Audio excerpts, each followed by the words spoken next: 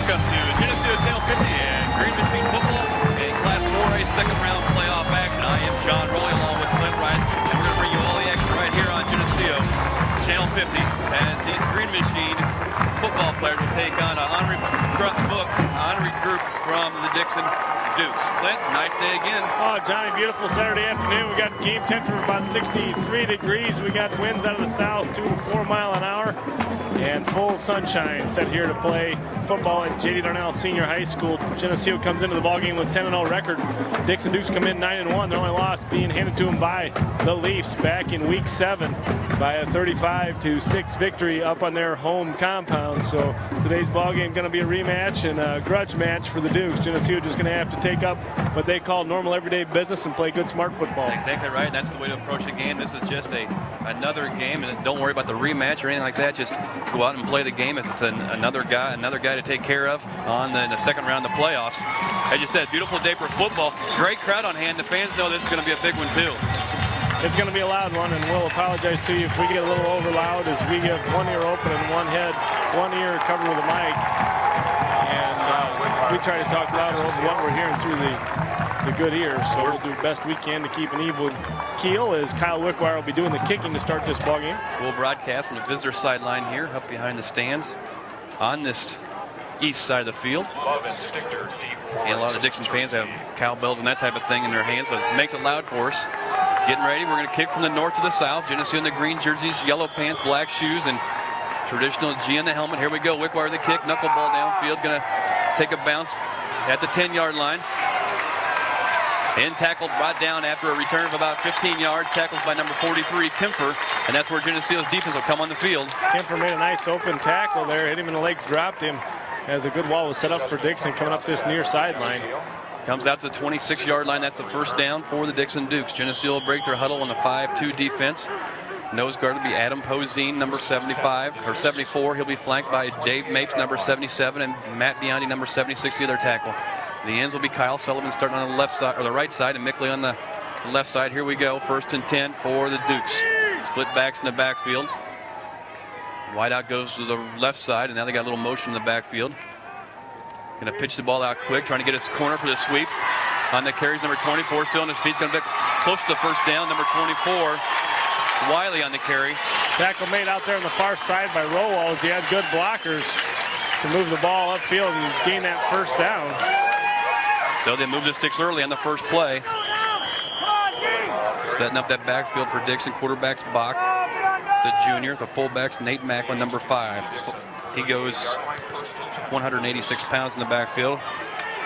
With him in the backfield is Wiley, number 24. Here we go, I formation this time by Dixon's. Wideout goes to the right side. Points on the coverage for Geneseo. Linebackers are Kernan along with Rowald. Now the back split. Longcamp going to give a drive play up the middle.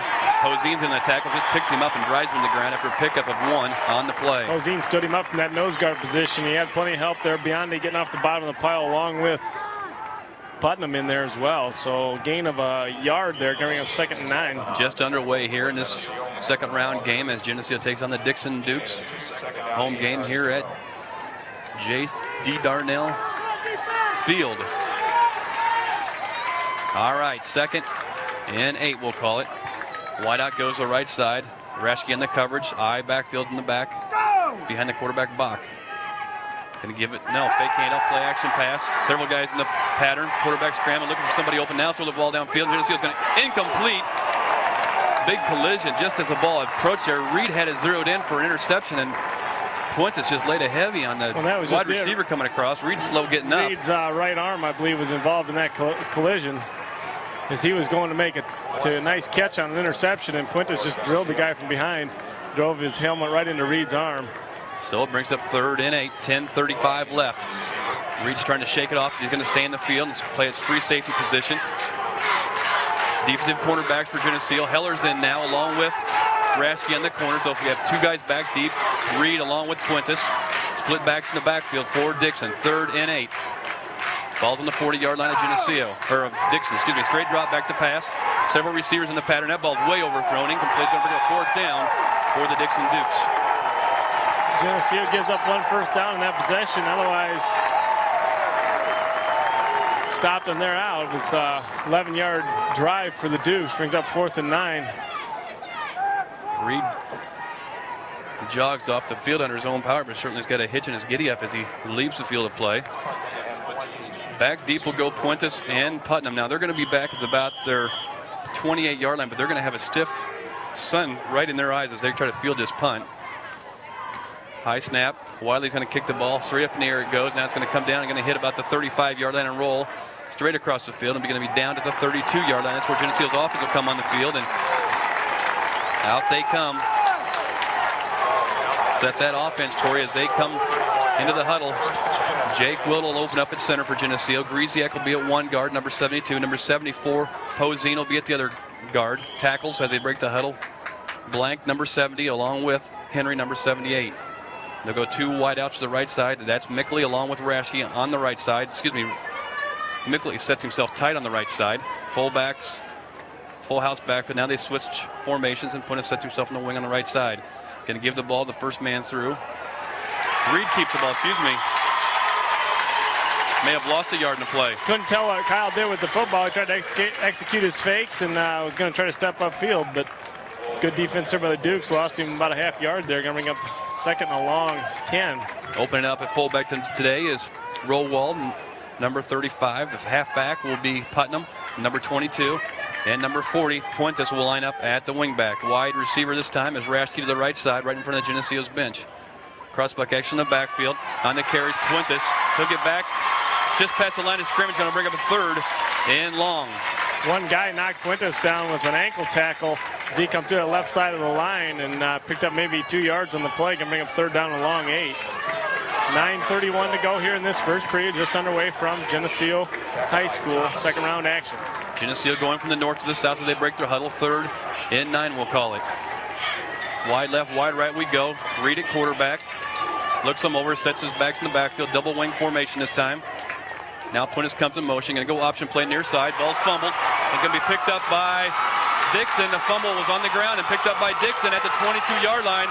And that's where they'll come out for 1st and 10 at the Geneseo 22-yard line. Good penetration by the Dixon defense to get in our backfield and break up a pitch. And that's exactly what you don't want to see that happen, John, is turnovers. The game that the winner of this game will be the team that gives up the fewest turnovers. And Geneseo gave them the ball at the 20-yard line. All right. Dixon comes out of their huddle and comes up the wide left, wide right formation. One back in the backfield. Wiley sets himself at the wing back on the right side. Back to quarterback. Macklin, the fullback. Straight drop back to pass this time. Big pressure by Geneseo. Looking for the ball downfield. And caught down at the 10-yard line. Caught by Love, number 15. And he made a nice catch as the quarterback rolled out of the pocket and found his receiver upfield for the 1st down. Going to bring up 1st and goal from the 9-yard line. Got forced out of the pocket that time by Geneseo's defense and did a nice job of keeping his composure and waiting for his receiver to break to the open. As Geneseo had good defense, just a little bit behind the receiver and had room to get the ball in. So it is 1st and goal from the 9-yard line. 8:46 left in this first period. Look at the line splits on Dixon. They have 3 foot between their on the line splits of the offensive line. On the carries, number 24, he still stood up. On the bottom of the pile there, I can't think of who it was. Looks like Puentes might have made that tackle initially. Kernan was in there too. So maybe picked up a foot on the play. He's going to bring up 2nd. We'll still call it 2nd and goal from the 9-yard line. A little bit of a breeze at their back as we open up with a breeze out of the south going towards the north. Dixon in the white jerseys, purple pants, purple helmets. They break the huddle, wide receiver left side. Eye backs in the backfield. Off the left side and stopped after a gain of about a yard maybe. Good defense there played by the Leafs. Can't tell who made the tackle. Mickley was going to be the call. Slow delay or slow developing play that time as they pulled both the left and right guard on the play, or the right and right guard and tackle to the left side to make a hole. Nothing going that time. Picked up a 1. 3rd and goal from the 8. 7:36 left. Split left, split right. Eye backs in the backfield. Long count. Fake handoff. Big pressure in the backfield. Ball's in the air. Incomplete downfield. As Geneseo once again forced him out of the pocket and had to scramble. Dave Mapes was given hot pursuit. They will get him as the quarterback really having being chased out of his pocket, and got some good moves there, but they're going to be coming on here to kick a field goal, I do believe, John. So they'll snap the ball from the 7-yard line, or 8-yard line. So it'll be a 28-yard field goal attempt. Going to be held by the quarterback, Adam Love, or Dustin Rock. 25-yard field goal attempt for Dixon. Here we go.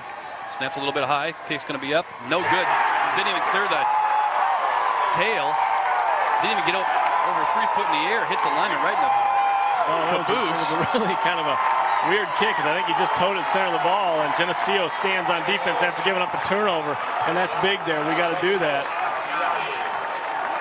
Big turnover there. So we get to come back on the field as an offensive unit with the score still 0-0 after a turnover on our first possession.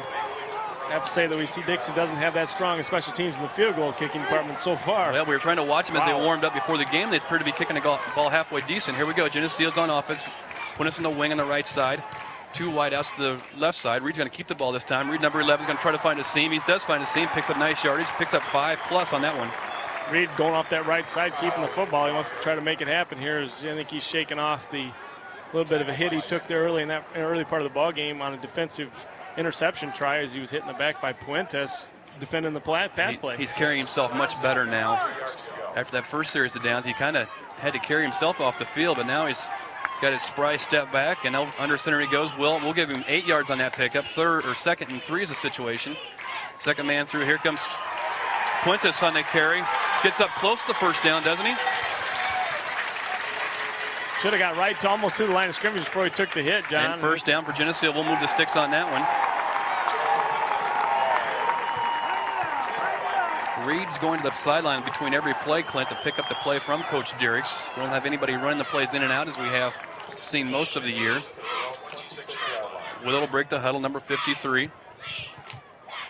Guards flanking him are 72, Griesiak, 74, Posing. Here we go, 1st and 10, ball's on the 25-yard line of Geneseo. Now he moves his formation around, and Ratchey goes out wide to the right side. Wing back on the same side, Puentes. Option play that side. Get the ball pitched out to Puentes, or Putnam, bounces the ball around. I don't know if they're going to be holding What's inside going on? here, John. I'm not sure what happened there, but Reed almost was tackled, but he still pitched the ball. Putnam made a circus act catch of it, but there's going to come back for possibly a holding call. I haven't saw the indication yet.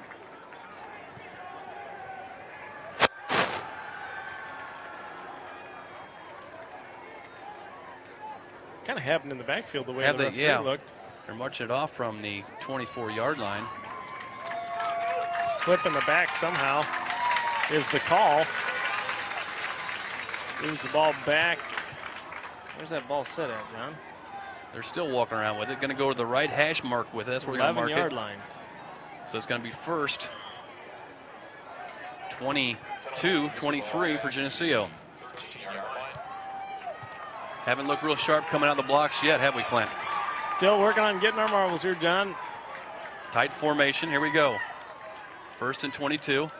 Reed's going to keep the ball. He's got a man wide open. Raschke downfield. Raschke on the horse, and just off his fingertips right in front of the Dixon bench. Beautiful pass by Kyle Reed, and Raschke just didn't have enough reach as he got his fingers on it and was really running full throttle trying to get underneath that. He had the defenders beat. Yeah, he had 2 guys covering him, and he had them both beat.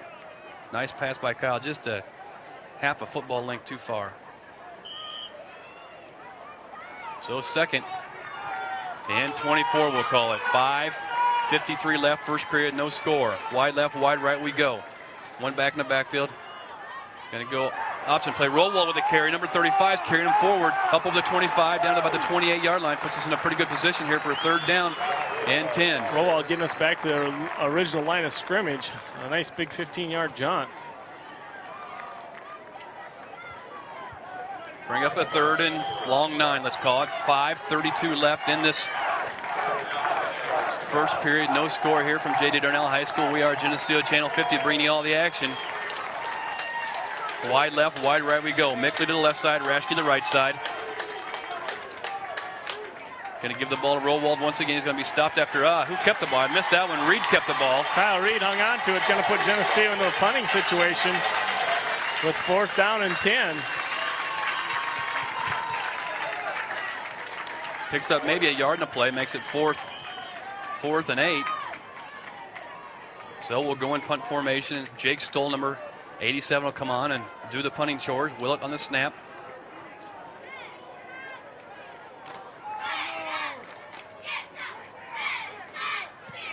Nice end over end kick. And Wiley caught the ball but brought down right after his catch at their own 49-yard line. Good pursuit by the Leafs. As Kemper on the tackle, I do believe. Number 43. Didn't pick up who it was. Gives the Dukes the football just inside their territory at the 49-yard line with 4:35 to go here in this first period. Scoreless. Both teams having the football a couple times so far in this ball game. And up they come. Love sets himself a little wide to the left side of the Dixon formation. I backfield. Macklin along with. Now they're going to pass the ball. Sprout looking to throw the ball. On the coverage is Puentes. After the catch, brings him right down. After a pickup, maybe 3 yards in the play, but Puentes was all over him once he caught it. Puentes made a nice tackle there to really wrap him up. He picked up a couple yards, though, 3-4 yards. Maybe a yard more than I would have marked it, but 2nd and 6.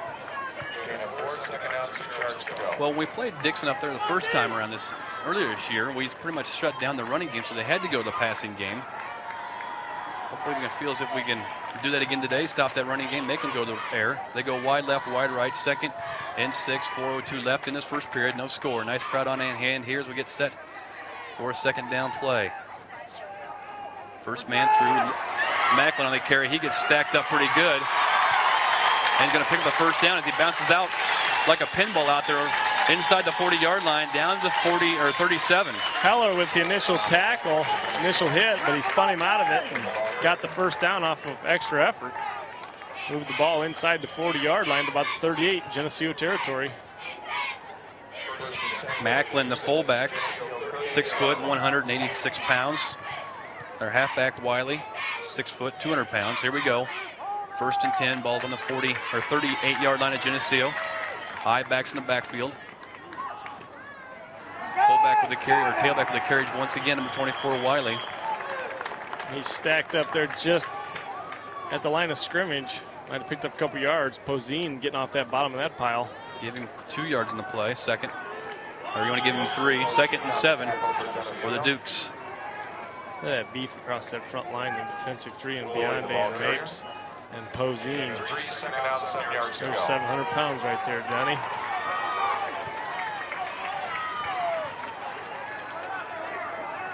All right. 2nd and 7, 2:57 left in this period, first period. Motion in the backfield for Dixon. Straight drop back to pass. Caught by Macklin downfield. He's still on his feet and tackled. Brought down by Puentes. Reed went for the interception on it. Must have just missed it as he's wide open in the center of the field. Puentes made the tackle after the catch. Moved the ball down inside the 20-yard line. Geneseo have been on the negative side of the ball all afternoon so far in this first period with 2:40 to go in the first quarter. 2:36 left in the period. As best we can tell, the sun's shining right on that scoreboard. Tough to tell what it reads. 1st and 10 for Dixon on the 20-yard line. Just inside the 20-yard line. Eye backs to the backfield, wide out to the right side. Bach at quarterback. Sprint out action near side. Wide open to fullback. Into flat. Inside the 10. 5. Touchdown. Did not no get in. touchdown. I thought the referee was going to signal touchdown. Good play. Great play by Dixon. They rolled out and had the entire field wide open. First down inside the 5-yard line. Inside the 1-yard line. At the goal line.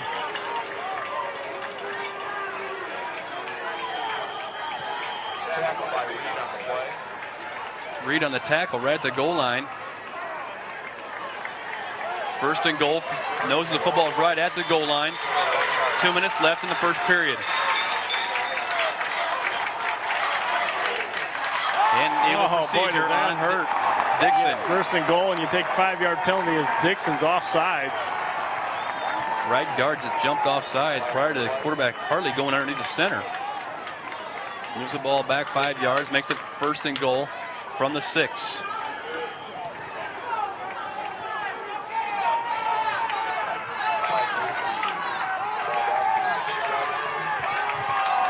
Up they come, inside 2 minutes now. 1:44 left in this first period. No score on the board. Dixon 1st and goal from the 6-yard line. Bach, the quarterback, looks him over, calls long count. Going to give the ball to Macklin, the fullback. In for the score, Macklin. From 6 yards out to make the score 6-0. Let's get that first 6 points on the board and get this over with, John. Geneseo's got to get control of where the football's at on the field back, as they've had negative yardage all afternoon. They've always been down against their backs against the wall. So give them 6. Let's get this PAT over with, and let's go back to business, John. So a 50-yard drive that time by the Dixon Dukes. On for the kick to PAT. Snaps high. Kicks up and no good. Wide to the right that time. So it leaves a score of 6-0.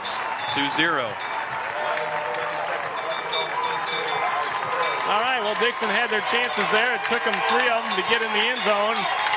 Geneseo with a fumble there that Dixon was able to not capitalize on as Geneseo defensive held. And then there, that possession there, Dixon able to get in the end zone, John. Yeah, they had to.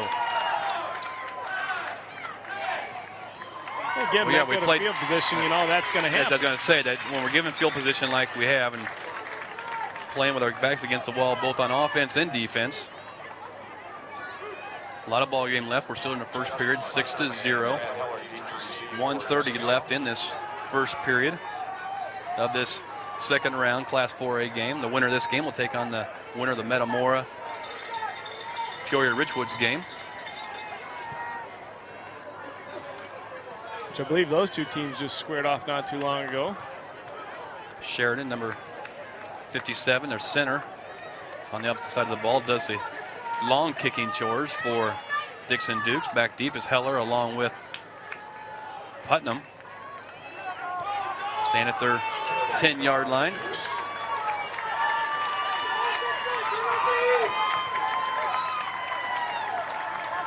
Ball's teed up, and here we go. And see the return man will be looking right into a sun, end over end kick. Going to be fielded by Heller at the 13.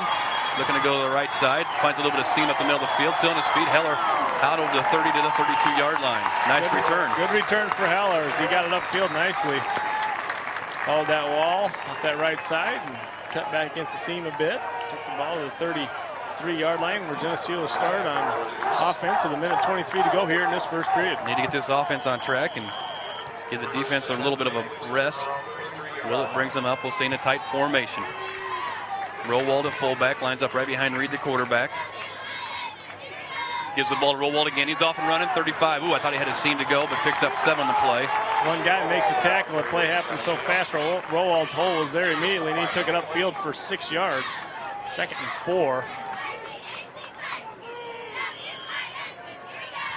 1 minute left here in the first period. Dixon Dukes up by 6-0. Geneseo has the ball out on their own 39-yard line, 2nd and 3. Reed at quarterback again, tight formation. Cross-buck action in the backfield. Putnam with the carry this time. He's going to move the pile forward close to the 50-yard line. Big pickup that time. Putnam banged into Puentes' back as Puentes, the lead blocker. Close to a 10-yard pickup. And a good gainer of 10 yards there to move the ball just to the 49-yard line inside Geneseo territory with 48 seconds to go here in this first period. Dixon on top, 6-0.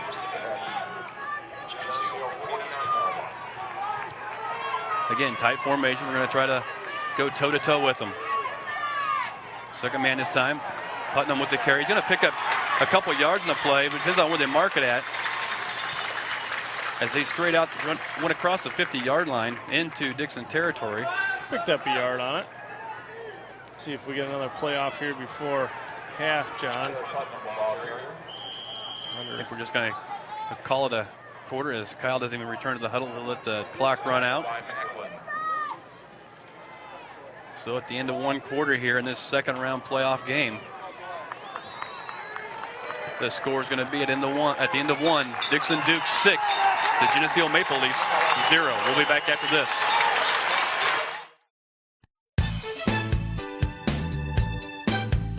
This Geneseo Channel 50 telecast is sponsored in part by Alexander Lumber and Home Center,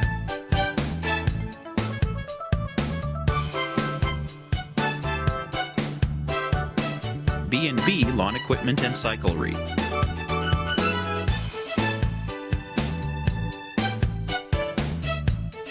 Becker & Becker Plumbing, Heating, and Cooling,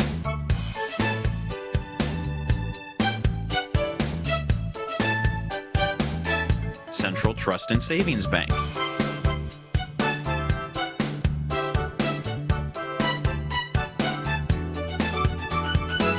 Co-op Decorating Center,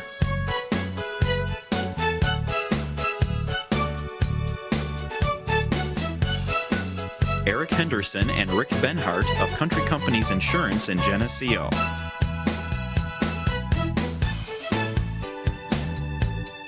Geneseo Dairy Queen,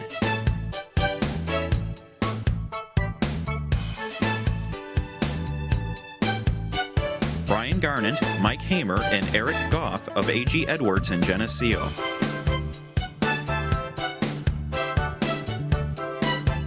Geneseo Municipal Electric Utility,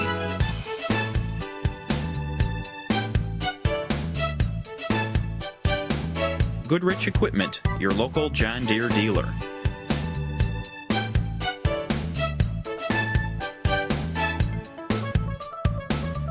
Hammond Henry Hospital,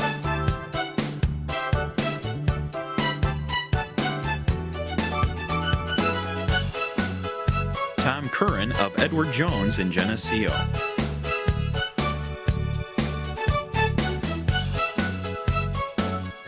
La Roma Pizza, Iron Kettle Restaurant, and Sam's Ultimate Car Wash and Laundromat.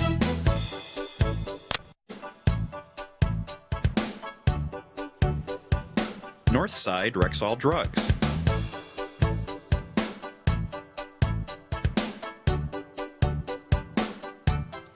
Letterman's Pizza,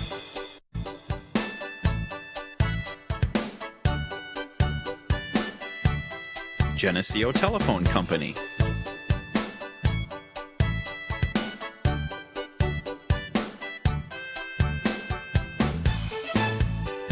ProTech Auto Body,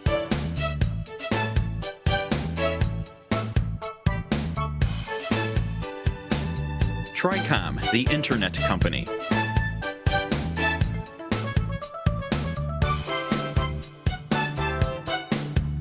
Turpins of Geneseo, Dodge, Chrysler, Jeep, Chevy, Olds.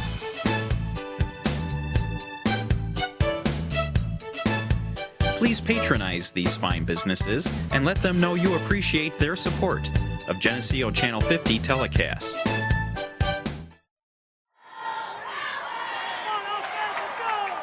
Welcome back to Geneseo Channel 50 and Green Machine Football. We are John Rowley along with Clint Rice is getting set to start this second quarter action. Geneseo down by the score 6-0. Ball is just barely inside the territory of the Dixon Dukes in the second round playoff game. Dixon with about 110 yards offense that first quarter. And here we go, right to the ball. Geneseo Maple Leafs come. Going to give the ball Rollwald again. He's still on his feet, still fighting for yards. Rollwald still on his feet, up close to the first down. Going to come up a yard short as he broke about 3 tackles. Spun and fought to get the yards he did. Josh doing a nice job as he got an immediate hole to get through as the offensive line doing their job. Josh having to work hard the rest of the way. Picked up a good 8 yards, bring up third and a short 2. Marked him more where his knee hit rather than where the ball landed at, so we'll have to call it 3rd and 2. Just underway here in the second quarter. Once again, we're going to break the huddle and come up in a tight formation. Tight line splits as we go down.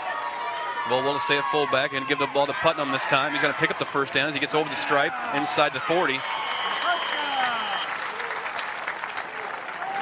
For the first down. In behind Rollwald. Being pushed upfield before a whole host of Dukes were there to make the stop. Keep churning it out inside there. Willett up there up front along with Grizak and Posine. Henry along with Blank up front.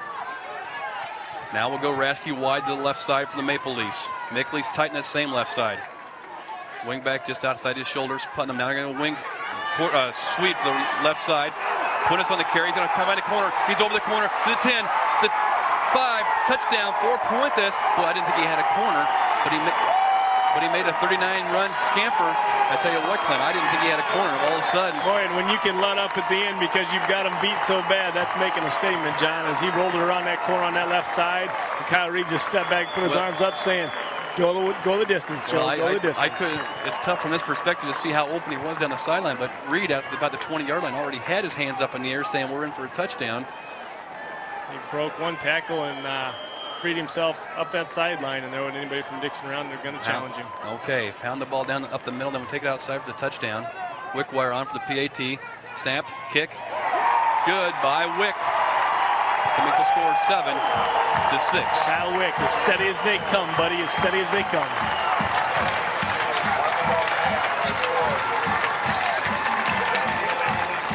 Wickwire hits his 56th PAT of the year, along with his 4 field goals that he's made. Gives him some nice totals for the year, and consistency at that PAT is something you can't put a price tag on. Geneseo with a 6-play, 67-yard drive using 2:34 of the clock, capped off by a 39-yard TD run by Puentes around that left corner. And Kyle Wick in to do the PAT. And it's good. Give us a score 7-6 with 10:56 to go here in the second period. Kyle Wick getting set to tear up at the 40-yard line of the south end zone. South side of the field, I should say. Wickwire is over 90% this year on his PAT attempts, 91.7 to be exact, which is pretty nice to have in your pocket come playoff time. Here we go. Wickwire with the kick, back deep. Dixon Duke's going to be fielded by number 25. Going to call offsides on Geneseo, I believe. Saying that we were offsides before the ball was kicked, so it's a dead ball foul. Move it back 5 yards as Wickwire will tee it up again from the 35. Good kick, though. Going to be tough for him to handle. Dixon's going to have trouble handling these kicks.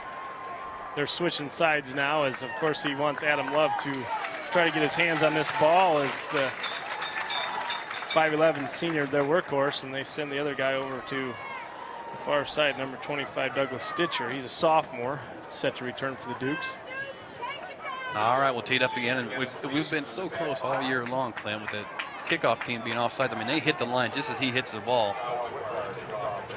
Finally, they get a call on it.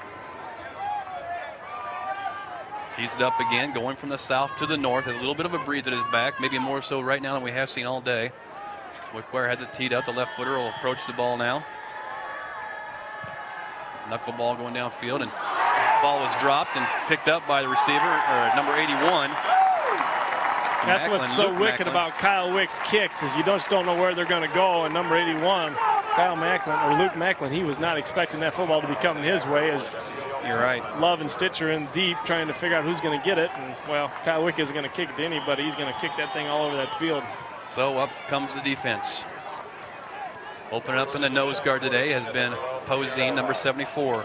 The junior, 210 pounds, along with Biondi at the right tackle and Mapes the left tackle. Here we go. Sullivan at the left end and Mickley on the right end. Here we go. 1st and 10, balls on the 31-yard line, or 30-yard line of Dixon.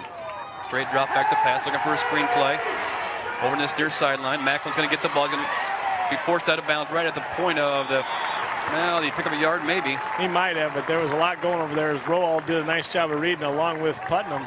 And number 84 for Leafs, James Mickley. Give him a yard and a play, maybe 2 yards. A lot of work for a yard, John. Certainly was. Check in the defense now for Geneseo. Out goes Biondi, in checks in Heller. They'll add a defensive back now on this 2nd and 8. Ball's on the 31-yard line. Wide left, wide right they go. 2 wide outs. Geneseo will answer that. Heller's in there to play some defensive back. Rowald walks up tight like he's going to rush. Now he drops back off. Ball's in the air and dropped in the far sideline right in front of the Geneseo bench. Pass should have been completed By to Wiley. number 24. Wiley took his eyes off the football as he was trying to look upfield and hit him right in the numbers and fell to the ground, coming up a 3rd down. And a long 9 for the Dukes with 10:37 to go. Pass in was the to Willie, second period. excuse me. You're right. Pass was to Willie, not to Macklin, right there in front of the Geneseo bench. And as soon as he caught him, Putnam drove him into the ground pretty good, or just as he dropped the ball. So it's 3rd and 8, 10:37 left, 2nd period. Geneseo in a 4-man front this time. Again, Rowald walks up tight like he's going to rush from his linebacker position. High backs in the backfield, going to go a draw play this time. And he's going to stacked up 8 up by Rowald that time. Rowald staying home and making sure he found that football, and he shed his block and had a whole bunch of defenders there along with Mapes and Posine to make that tackle. 4th down and a long 8 as Geneseo defense coming to the field ready to play now. Something about that draw play when you have line splits like that, those linebackers, when the linemen are stretched apart that far, those 3-foot splits at least, Rowald has a perfect vision and back to the backfield, see what's going on back there. And that time he could just stand there and read the play because there's no lineman blocking his view of what was going on before him. Snap's good here on this punt. Another high kick. Geneseo's going to let it hit the ground. And Puentes is going to let it roll down to the 30-yard line, and that's where Dixon's going to down it. And Geneseo's offense will come back on the field. Nothing hurt that time. We'll take the ball to the 30-yard line. 1 yard, I believe, in that offensive possession for the Dukes. 9:52 left in this second period. Geneseo's up by the score 7-6. Reed comes on the field with his offensive unit. See if we'll keep it between the tackles again and try to pound it up the field and break the huddle. And Raschke comes out first, goes out to the left side as a wide receiver. Mickley will set himself tight on the same side, and Putnam on the wing on that same left side. Now they go in motion, get a sweep play to Puentes, looking for a seam over there, still looking for some blocks. And going to pick up, he's still on his feet, he's going to pick up more than we thought. Clint. Whistle was certainly being blown over there as Dixon still trying to carry out the play and try to find that football. Forward motion going to move the ball maybe a yard or 2. As Geneseo tried to string out an option play off that left side. Joe got more than I thought that time. We'll have to call it 2nd and 7. We'll give him 3 yards in the carry. So Joe made up more yards than I thought. Now he'll set himself in the wing on the right side. And Putnam will set himself in the left wing. Single back in the backfield's Rowald. Straight drop back to pass. They got Raschke wide open out. Still incomplete pass. Boy, you had Raschke almost too wide open. He did. Pass was thrown just a little early, and Kyle knows it. He's like, oh, I had him so wide open. Nate really broke out of there. Nobody even had their eye on him hardly. No. Wasn't anybody within 7 to 8 yards from him as the ball came out. And sometimes I think Kyle maybe just rushed the pass because he saw it was so wide open. Well, that and the fact that Raschke hadn't seen the football yet, and I think if Raschke might have made eye contact, that might have been a rope thrown right to his numbers. All right, so we're in the 3rd and 7. 9:08 left, first half. Inside counter play this time. Oh, Puentes on the carry, picks up 5 yards, but it's still going to come up short of the first down. That beautifully played ran counter play. Brings up 4th down and a long 5 as Dixon defense holds with 8:50 to go here in this second quarter.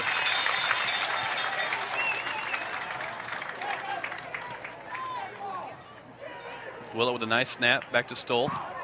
Spiral kick, nice kick this time. Rolls backwards into the inside the 30. It's going to be down at the 30 or 27-yard line where Kukuru downs it. Tony gets his hands on it to down the ball. Nice kick by Stoll. I don't know what that kick was, but it was a beautiful spiral kick by Stoll off his foot and went down the right side of the field. Got a score of Geneseo 7, Dixon 6 here with 8:30 to go in this second quarter. Dixon's got the football back as defensively just keep flipping sides of the football. And here we go, 1st and 10 for Dixon. Ball's on the 26-yard line of Dixon. Wide left, wide right they go. Raschke and Puentes on the coverage. Bach, the quarterback. Give the ball to number 5, Macklin. Still on his feet. And brought down. He's going to pick up 6 on the play, 7 on the play. Kyle Reed in there trying to come up with the football as Posine and Mickley on the tackle along with Biondi. And Reed brings up 2nd and 4 for the Dukes.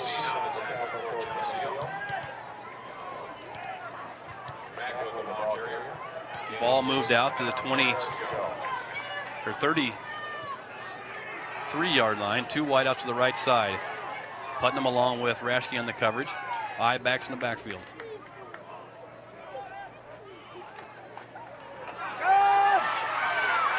Macklin on the carry from the tailback position. He's going to pick up a first down off the right side. Number 24. Or excuse me, that's Wiley. Wiley been their workhorse this year, and was snuffed out defensively by the Leafs the last time we faced them.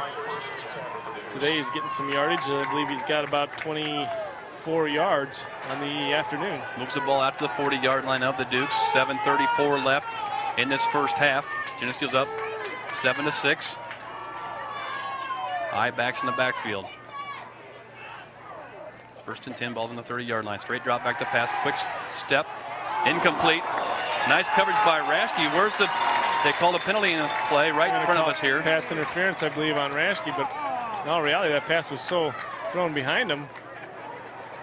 Raschke looked at me playing the ball all the way. They are going to call... They are going to call pass interference. And certainly, Nate was playing the ball all the way, it looked like to me. 1st down for Dixon. That'll move the ball down to the 45-yard line of Geneseo with 7:20 left in this first half.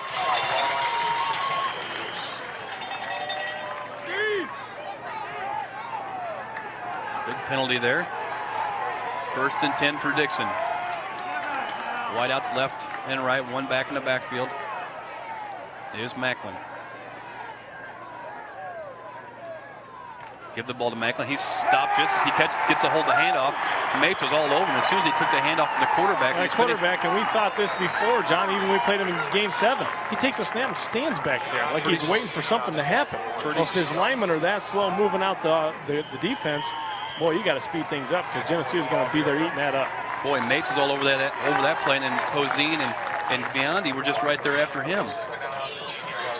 Lost 3 in the play, 2nd and 13. 6:51 left in the first half. Wide left, wide right we go. Wiley sets himself in the wingback position on this near left side. Geneseo's linebackers both walk up like they're going to rush. Straight dropping the pass. Ball, incomplete pass. Putnam on the coverage, just about got his hand on it. Another half a stride, he had an interception on that one. 3rd and 13. And it was good coverage over there on that far side by Putnam. It's a 3rd down here.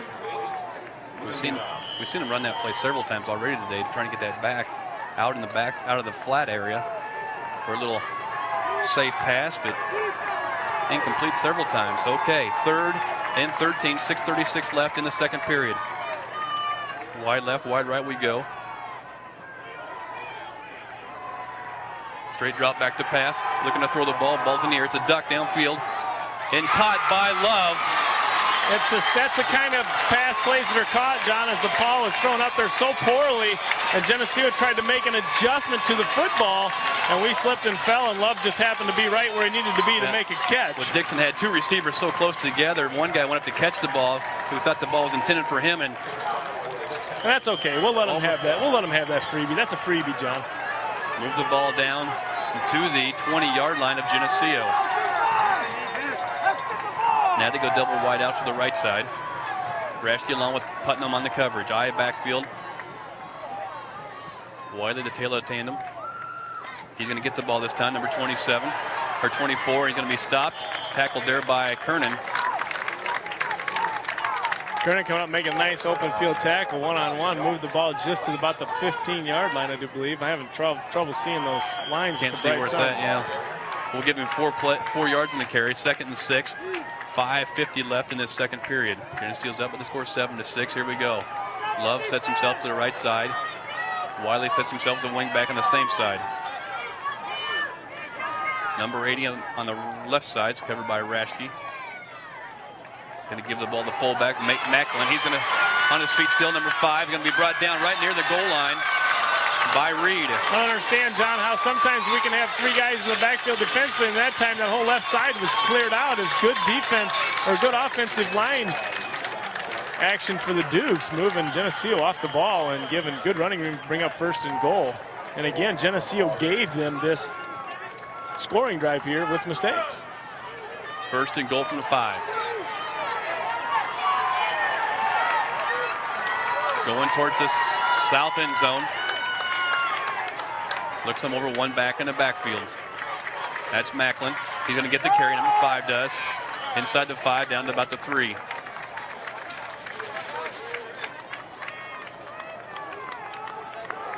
Offensively, Dixon spreads that offensive line so wide, John. Just trying to spread their defense and thin it out a little bit up there. Give him 3 yards on the carry. Second and goal from the 2. One back in the backfield once again. Long count. We give the ball to Macklin again. He's going to be up for the score. Number 5, Macklin, from 2 yards out for the score for the Dixon Dukes. I'm not sure how that happens, John. How can that be? They really got it spread. They got it spread wide is what's happening. Dukes. Geneseo trying to spread it just as wide to cover it, and they have to tighten up somehow. Yep. Makes the score 12-7, Geneseo.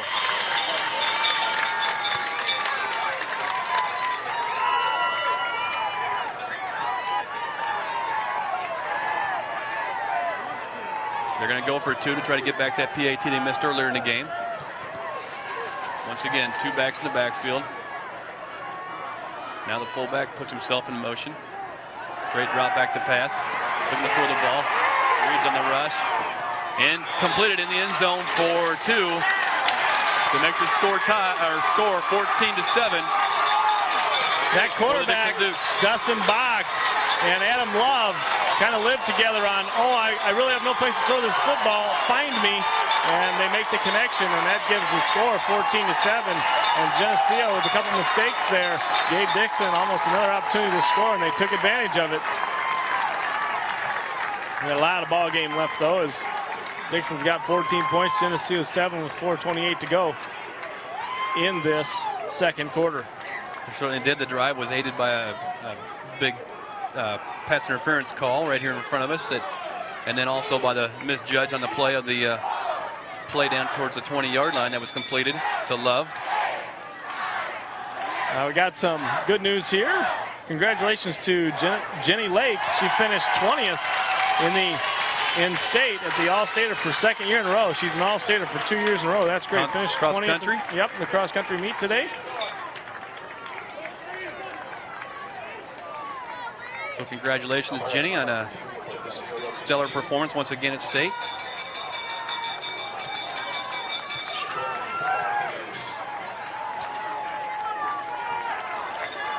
.428 left in this first half. 14-7 Dixon. Back deep for Geneseo goes Putnam along with Heller. Kick comes downfield and bounces out of bounds at 30-yard line, out of bounds, and they'll move the ball back out to the 35 and give Geneseo's offense the position of 1st and 10 at the 35-yard line.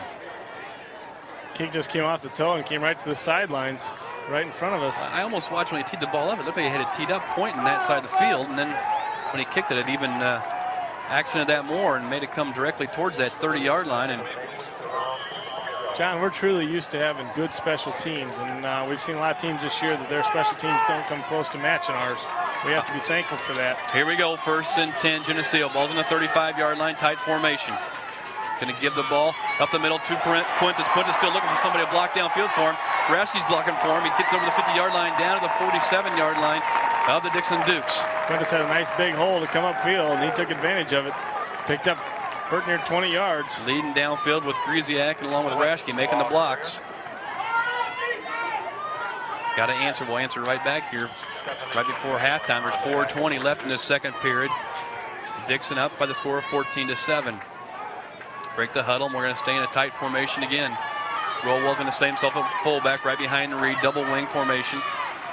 Now Puentes goes in motion and give the ball to kick out block that time. Nice seam for Putnam again. He's going to pick up 1st down plus some more. 1st down, moves the ball down to the 40 or 35-yard line, 34-yard line of the Dukes. Nice running by Putnam as he just had follow his holes, and that's what Geneseo has to do. We need to march this ball right down to the end zone and put it down.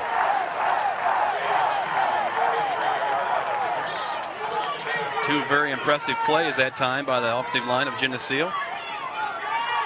Willett, Griesiak, Poseen, Blank, and Henry up front. Strong side, left side this time. Mickley sets himself tight. Geneseo has 2 guys in motion at the same time. They're going to whistle this play dead. Mistakes. That's the key to the ball game, Johnny. Mistakes. Geneseo got 2 guys in motion. They're going to be penalized 5 yards with 3. I don't know. What do you see on that clock? 3:38? That's tough to see. Looks like 3:38 left in the second period. Geneseo's down by the score of 14-7.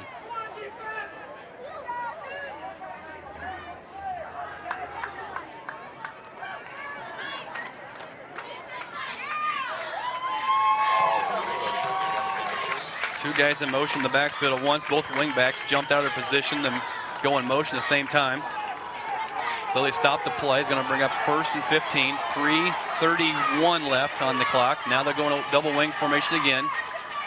Straight drop back to pass. They got Putnam on wide open the far sideline. Putnam on the catch. Jared Putnam catches it. He's going to go over the score. Beautiful pass played by Putnam. Or from Reed to Putnam. What a catch on the ball. It was, and he just took it upfield as unexpected play from Geneseo with a 39-yard pass completion from Kyle Reed to Jared Putnam to bring us back to even keel here, -1 point, which Kyle Wick will come on and hopefully take care of right here. The thing was, I saw that thing develop from the beginning, the way he was going in motion. He just did what I call a wheel pattern out towards the far sideline, and Kyle saw him all the way, and it was just a matter of getting the ball to him. Didn't bring it to you very good because I was watching it myself too closely. I saw it develop. Here we go. Picked by Wick. Up and no good. By Wickwire. Missed off the left side. That's all right. We can live with that. 14-13 the score with 3:19 to go. Still a lot of ball game left to be played here in the second quarter. Certainly is. I thought this kick was just going to be a little bit short as he didn't look like he got full throttle on it. But it was off to the left, so we mark on the board to make the score of 14-13. Geneseo's down by 1, and the kickoff team will come on the field here with 3:19 left in this first half. So we did answer right away with what... I don't think that Dixon can stop us offensively. I think we're going to have to rise and stop them defensively, and we can do exactly what we did in week 7, John, with just take control in the second quarter, in the second half. The only person that can stop us, I think, right now is stopping ourselves, both either offensively or defensively. We got to hold any of the mistakes. All right. Wickwire tees it up at the 40, has a little bit of a breeze at his back. Kicking from the south to the north. Green jerseys, yellow pants, yellow helmet, the traditional G on the side. He's got his black shoes on, his left-footed sidewinder tees it up, and here we go. And over end kick, and 25 going to get the chance to carry the ball, and he's hit pretty hard. Kemper on the first contact.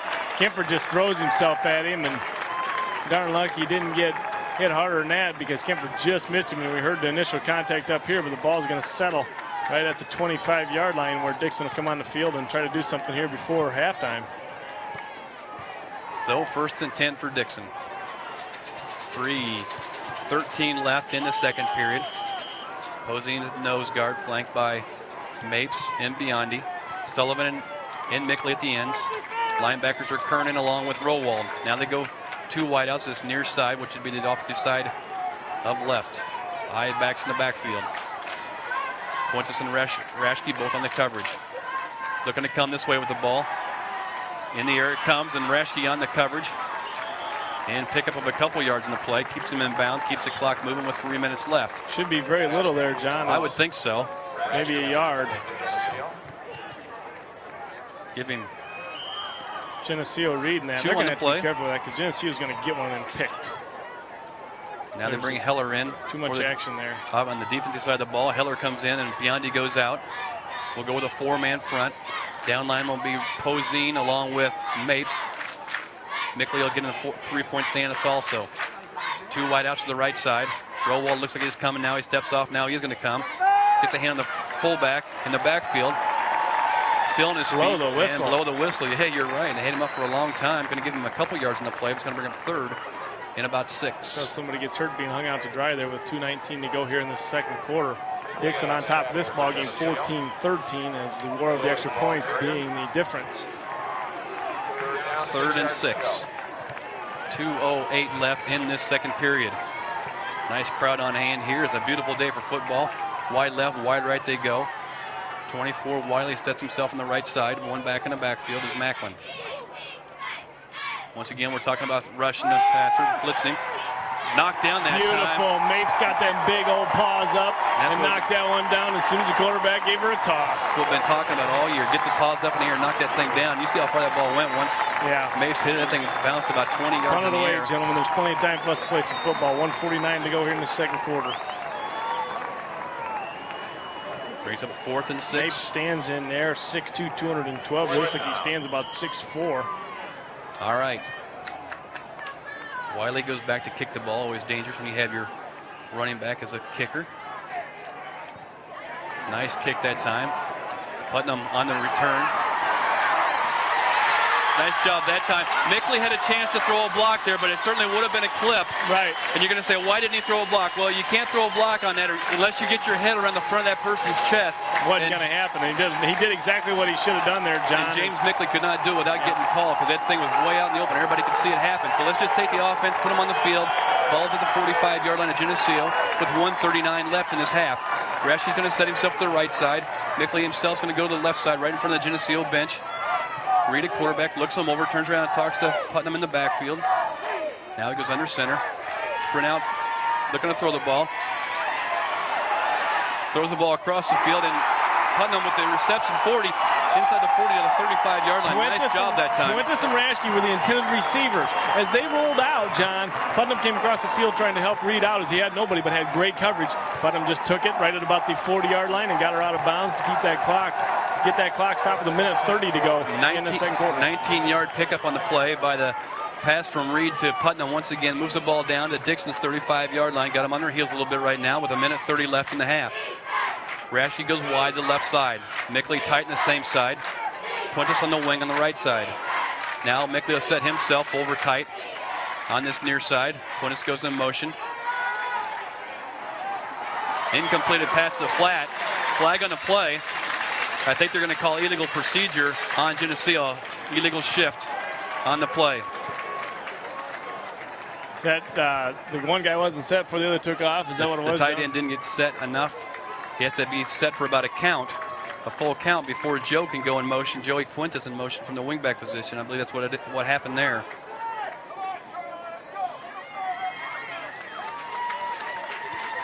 So we're going to move us back 5 yards and brings up a first.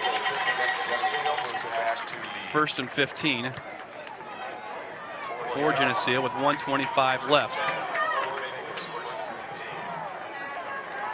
Second quarter, there's 1:25. Second quarter. Don't want to give our listeners deceptive information as we still got a whole second half of this ball game to come yet. Tight formation for Geneseo. And it goes sweep play. Puentes looking for a seam, finds a little few yards, gets about 4 yards in the play. Timeout going to be called by Geneseo as Coach Derek signaling the call in to his players, trying to get a timeout called here. Second and a long 12 is what we're going to come up with. The score so far in this first half of this ball game: Dixon 14, Geneseo 13. Started the game with a Dixon score, missed the extra point. Geneseo answered it, made the extra point. 7-6 was the score, and then Dixon turned around and scored again, and went for 2 and got 14, John, and that's the difference in the ball game. 1 point is Geneseo, when they scored their second TD of the ball game, missed their PAT. You're right, yeah. Rob Wiley, the tailback, with 30 yards so far in this game. Macklin, their fullback, with 33. Bach on the passing department has 97 yards passing so far in the game.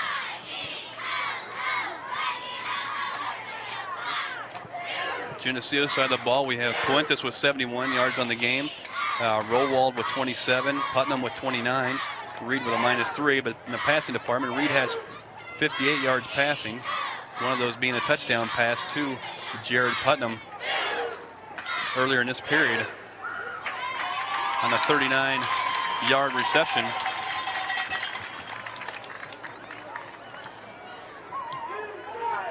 So here we go. We break the huddle. 1:18 left in this first half. Geneseo's down by a point, 14-13. Ball is on the 36-yard line of the Dixon Dukes. Rashke sets himself to the right side. Mickley is tight on the left side, double wing. Reed looks him over, goes under center. Now he's going to sprint out this near side. On the coverage, downfield it goes to Rashke, and caught by Rashke for a first down. Oh, they're going to call it incomplete. I think the ball might have hit the ground, John. If the referee saw the same thing, it looked like I saw from here, he might have bumped the ground with it just a little bit, coming up third down. It's 1:13 to go here in the second quarter. Kyle Reed did a nice job of rolling out, hitting Rashke as they typically do to try to get that first down, and Paul was just thrown just a tad bit low, and Nate bounced her off the turf a bit. All right, 3rd and 12, 1:13 left in the second period. Rashke to the right side, out wide. Mickley on the left side. Straight drop back to pass. Backside screen to Mickley. Mickley's got a couple blockers out in front of him. He's got a seam. picked up some yards in the play, going to get out inside the 30-yard line, so it's going to bring up a 4th down. And where are they going to mark it? 4th and 3. A minute 3 to go. 4th and 3. Timeout being called there by both squads. Or I can't say both, but Geneseo, the one getting charged for it. Either way, I think they both might have taken one there, John. They regrouped themselves before this big 4th down play with a minute 3 left in this first half. Dixon up by 1, 14-13. I believe that's our first timeout that we've called in this half. Or second timeout, you're right. Second timeout we've called this first half. We'll have 1 remaining. Pep band makes some noise. The north end zone. Get that first down, John. There's plenty of time to still get in the end zone here in this second quarter with over a minute on the clock. 3rd and the 4th and a long 3 for the Leafs. All right, they break the huddle, and here they come.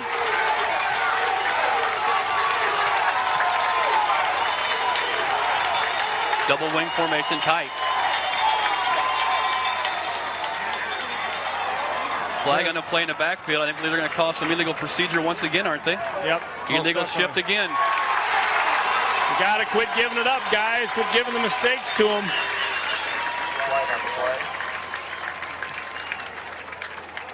As Putnam had plenty of running room there to get that first down.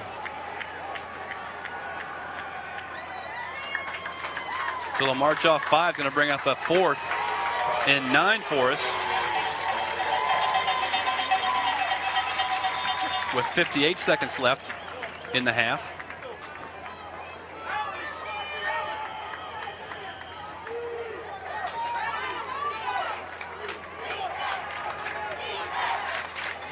Reed comes to the huddle with the play. 4th and 9's a situation. Clock's on the move. The 45 seconds left in the first half. They come to the line and set themselves. Reed at quarterback. Double wing. Wide left, wide right we go. Straight drop back to pass.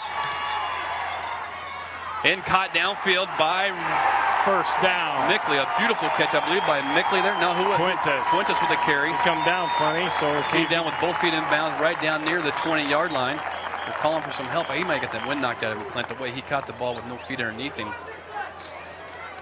Yeah, he's breathing, though. He's just taking it in. Trying to get some air in. First down going to be the call here for the Leafs, though, is the pass play from Reed to Puentes caught inbounds on 4th and 9. And Puentes, I think, just landed right on his back. 1 timeout remaining for Geneseo. He got both legs underneath. Doesn't appear to be a real urgent right down in front of us. Coach Derek's on coming over to see what's both knees. Here. Yep. Gets up. I believe maybe it was just a. Leave me alone. He may have landed on the ball. Leave me alone and let me breathe. Nevertheless, one whale of a catch by Joey Puentes. He may have tried to bring that down and then landed right on his side with it too, John. But first down for the Leafs with a minute. Now with 30 seconds, I believe it says, yes. Heller comes in, number 48, lines up at wing back for Joey as he checks out of the game for this one play. Reed at quarterback. Mickley sets himself to the left side. Quarterback draws the call. Reed finds a little seam, going to get up close to first down. First down by Reed, is it? A first down, can you pick up that? I can't. 17 seconds left. Boy, gutsy call there, quarterback draw. And the whale of a run by Reed, number 11, as he takes his first down. Geneseo at the 11-yard line, 12-yard line. Geneseo called a timeout with 17 seconds left, so going to have to almost go to the air here with no timeouts left. Timeout, Geneseo.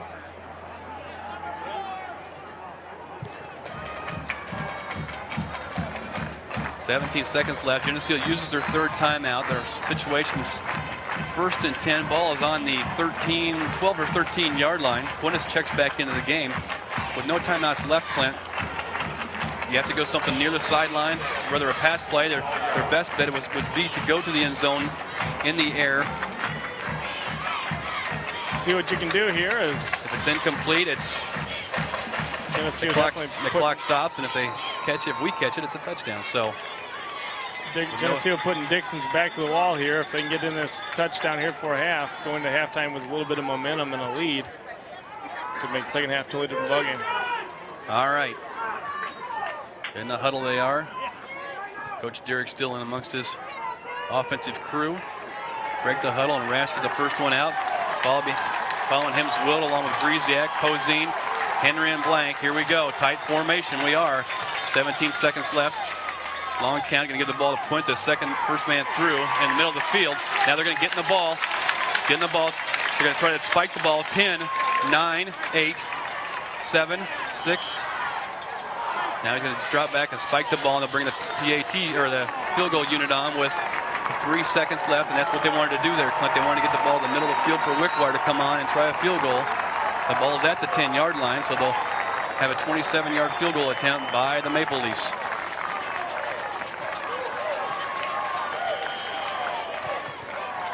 All right, Wickwire sets his tee down at the 17-yard line. Raschke on the carrot, hold. Wickwire takes a deep breath, gets his left foot in position. Snaps good, kicks up. Good. And good by Wickwire. There's a quality kicker there by Wickwire. And that'll end the half and give Geneseo the lead of 16 to 14. Boy, they played that one perfectly right down the stretch. So that right before halftime, they used the clock perfectly, killed the clock, and get the field goal unit on to kick that field goal by Wickwire, which was just a 27-yarder to make the score 16 to 14. So at the end of the first half here, from J.D. Darnell, second round playoff action, Geneseo 16, the Dixon Dukes 14. We'll be back after this.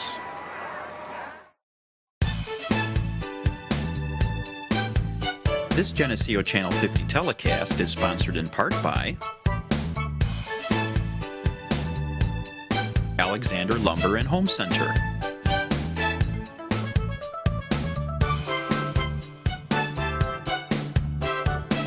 B&B Lawn Equipment and Cyclery,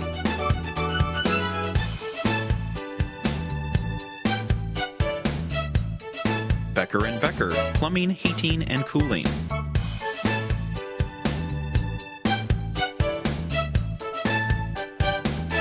Central Trust and Savings Bank,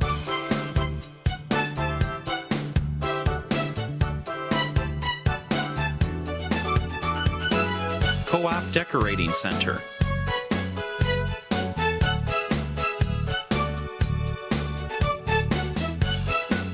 Eric Henderson and Rick Benhart of Country Companies Insurance in Geneseo,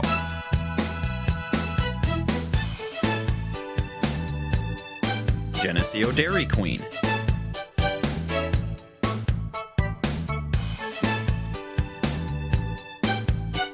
Brian Garnett, Mike Hamer, and Eric Goff of A.G. Edwards in Geneseo,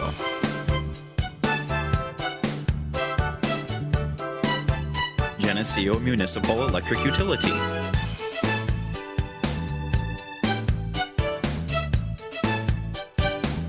Goodrich Equipment, your local John Deere dealer,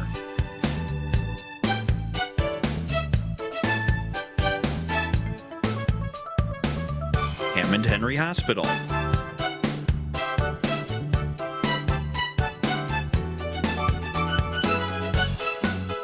Tom Curran of Edward Jones in Geneseo,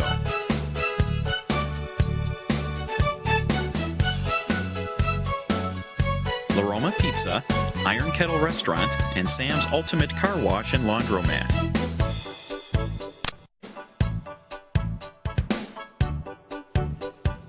Northside Rexall Drugs,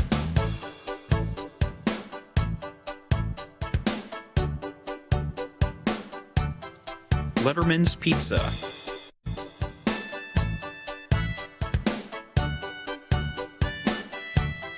Geneseo Telephone Company,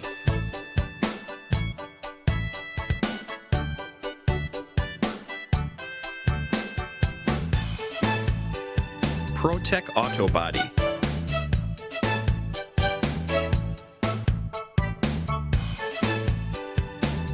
Tricom, the Internet Company,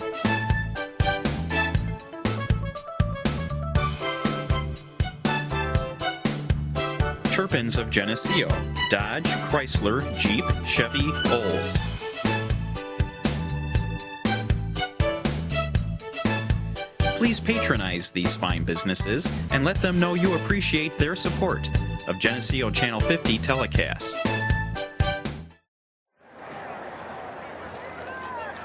Welcome back to Geneseo Channel 50 and Green Machine Football. I am John Rowley along with Clint Rice, bringing you all the action here of this second round game as the Dixon Dukes come to Geneseo for this playoff game.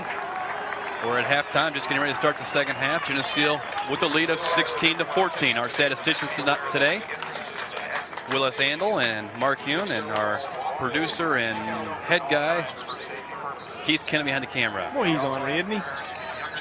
Keeps us on our toes, though. Oh, man. Geneseo comes on the field to return this ball to open up the second half, which is nice to have that chance to have that ball first to return, to have the chance to receive this ball, start the second half. Secondly, we'll have the wind at our back in the fourth quarter should we need it. Good field position, most definitely, is looking into the sun here. The Leafs will be as they receive this kick.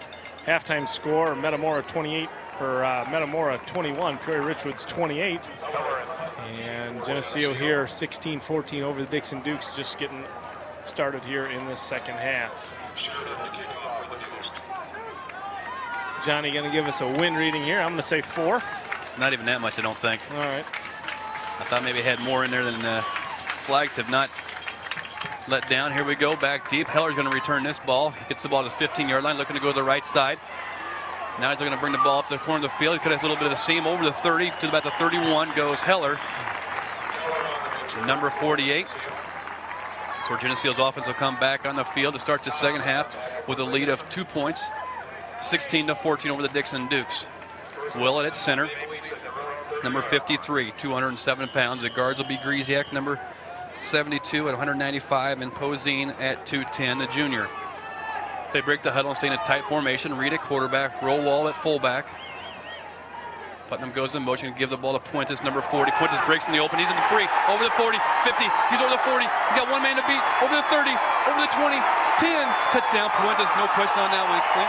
70-yard run by Puentes to open up the second half, and here we go. Giddy up, Johnny. Oh, beautiful. Puentes untouched, man. Dixon just sitting back having a snack starting this third quarter. We just got wounded because that was a big run by Puentes. What do we got, Johnny? 65 yards? 70 yards. TD run by Puentes, giving him well over 140 yards this afternoon. Take Joe out and let him get a breath over there. Big run. That'll loosen up the old thighs to start the second half. Got Wick can do the kick here as Wickwire with the PAT. Start the second half. Kicks up and good by Wickwire. Exactly 17 seconds for Puentes to reel off 70 yards. As Geneseo takes a lead here 23-14 real early into the third quarter. That puts the Dixon fans back in their seats a little bit here as they were fired up to start the second half, but they sit right back down in the seats as they get ready to send their kickoff return keep the team. Throttle down on these guys and we won't hear another peep out of them. Geneseo's fans come to their feet in the far sideline, enjoying the action they've seen so far in the second half, and the student body is packed full on that north end of the bleachers over there, making some noise, hooting and hollering. I think they've been standing the whole time. Wickwire has it teed up. Just started the second half. Anybody that stepped out of the room to start that second half, Puentes goes 70 yards in the first play from scrimmage in the second half to make the score 23-14. All right. All right, they stick their love back deep for Dixon. They kind of stand in an I formation down there, so nobody knows who's going to return the ball. On the tackle that time, on the return, on the tackle, number John Rule with the tackle. Ball's kind of bounced around like a pinball there, and somebody finally picked it up. That's what's so awesome about Kyle's kicking. You just don't know what that football's going to do against the ground. And exactly. You don't know how it's going to come down. The knuckleball end over end, it just kind of comes down there kind of squirrely. Little Kyle Wick, he's 5'8", 135 pounds junior, and we feel like we've been calling his name for 10 years. It's a lot of action out there. Here we go. It's wide left, wide right they go. Putting us on the near sideline against Love, number 15. They're a big receiver. Big line splits by Dixon. Ball is on the 30-yard line. Sweep out. Ball's fumbled in the backfield and stacked up right there. Number 24. Wow, they are Riley. They are not in the ball game to start this game. Nice pitch, hit him right in the hands, but just dropped on the ground. Thank goodness it bounced right back up to him, or they'd be way back in the hole.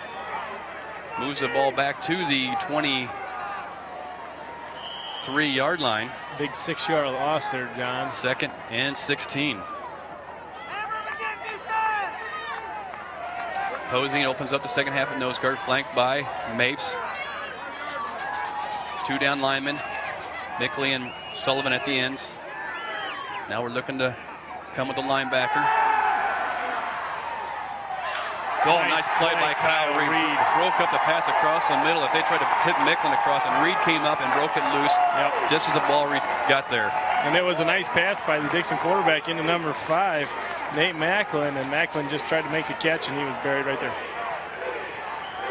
Geneseo's crowd getting into the ball game here. We can hear them over our mics across the field. Chain of defense on the far sideline. 3rd and 15. Just underway here in the second half. Geneseo's already got a touchdown under their belt here in the third quarter. 10:56 left in the third. One back in the backfield. Wide out, wide left, wide right. Wiley's on the wing on this right side. Bach, the quarterback. Drop back to pass. He's going to be sacked back there. Mapes has a hold of him, along with Rowald. Punted away, Dixon is they lost about 11, 12 yards on that possession. 4th down and 20 for the Dukes. Geneseo gets set to return this punt. Fuentes along with Putnam will go back into their own territory, their own 45-yard line. Wiley will also do the kicking, punting chores for Dixon. Snaps a little off to the side. Nice end over end kick. Fuentes is going to get to return this one from his 43-yard line. Going to find a seam. Nice wall that time. Putnam brings the ball back to the 40-yard line. Inside the 40, down to the 37-yard line. Nice return by. Nice blocking going on there, John. Had the wall sit up right in front of us, and Fuentes got to it, but just ran out of real estate. Moves it back to the 37-yard line, just where Geneseo's offense will come on the field for the second time in this second half with 10:14 left in the third. Willett brings them up, the senior snapper. Rashi goes wide to the right. Wingbacks on the same side as Puentes. Now Mickley will set himself tight on that right side. Dixon's defense adjusts to it. Sweep play. Puentes with Putnam with the carry. Number 22 still fighting for yardage. We'll pick up 5, 6, maybe 7 yards in the carry. Putnam rolling around that right end, just following in behind Reed. Picking and choosing just where he wants to go, and he picks up 7 yards. We're going to have 2nd and 3. Power sweep to the right side.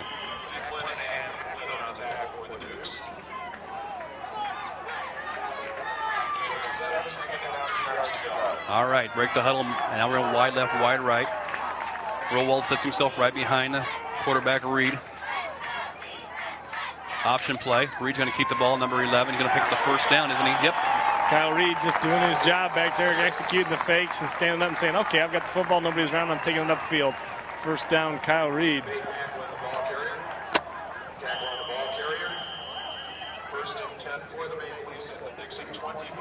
First and 10, Geneseo. 25-yard line of Dixon. Going towards the south end zone is Geneseo in the green jerseys, yellow pants, yellow helmets, black shoes, and the white socks. Here we go. Wide left, wide right we go. Reed looks them over, uses some time. Going to give the ball first man through, moves a pile forward that time. Tell who had the football, must have given it to Rowald up the center. Just let him follow in behind the horses of Poseen. And number 72, Mike Griesiak. Going to give him a long Kernan in for the fullback position, number 37. Good to see Griesiak out on the field today, as earlier in the week I do believe he did have some back problems after last week's ball game. Didn't know it until he woke up the next morning. Didn't know that. Kernan on the carry that time. Picks up a solid 3 yards. This time we're going to give the ball to Puentes. He's going to pick up a chunk again inside the 15, I believe. First down, John, as Geneseo's offense just taking control of this ball game. I don't know if you saw that there, but they had him tackle up on the upper body, but his legs were just a churning still. Tough cookie. First down for the Leafs. Ball going to set. Oh boy, that glare is really there. It must be right on the 15. First and 10, 8:32 left in this third period. Geneseo up by the score of 23-14. Wide outs, Rashke on the right side. Now Mickley's going to set himself tight on that right side. Second man through. Putnam with the carry. Nice seam again. Inside the 10, I believe. Give him 5 or 6 in the carry. Moved it down to the 9-yard line. Goes Jared Putnam off that right side. Something about playing in the afternoon, John. If you get a sunny day, you get some good glare. Football's best played underneath the clouds. But, boy, you can't beat the weather today as it is gorgeous with a light south breeze, 65 degrees. Sweatshirt weather, little breeze out of the south here. As Geneseo looks to go into the south end zone. 2nd and 5. Ball's right at the 10-yard line, the best we can tell from this angle. Now a little motion by Putnam. Going to give the ball to Puentes. Puentes on the carry inside the 5. You got to be close to the. I'm not even going to guess where he's at there. I think he's right at about the 5, John. Puentes just dancing through as the offensive line, just chewing the lines up. And Dixon being the biggest front 5 we've seen all season in weight size. They are big up front. Pushing them around like there's no tomorrow. Winner of this game gets to play Richwoods, Peoria Richwoods, or Metamora. All right, tight formation. 1st and goal from the 4. Going to give the ball this time to Putnam. In for the score from 4 by Putnam. It doesn't touch till it gets to the goal line. Geneseo coming out in this second half. And then third quarter within 4.5 minutes taking control with 2 scores, giving us a score of 29-14. And Kyle Witt going to be on to do the point after attempt as Raschke will do the holding.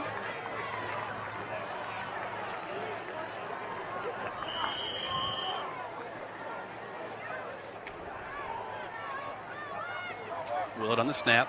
Raschke down and kicks up and good by Wickwire to make the score 30-14. Remind me towards the end of the ball game, John, I got something I want to discuss with you.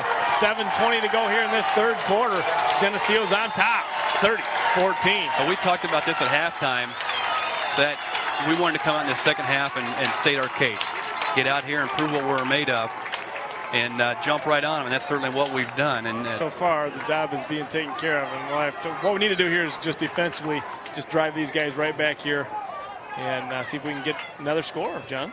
Exactly. You know, first you say, well, Puentes had one big run to open up the second half. Okay, give us that. But then we came back and drove the ball down the field on you and just pushed you around coming down the field that last time for a score. So Wickwire has it teed up with 7:20 left.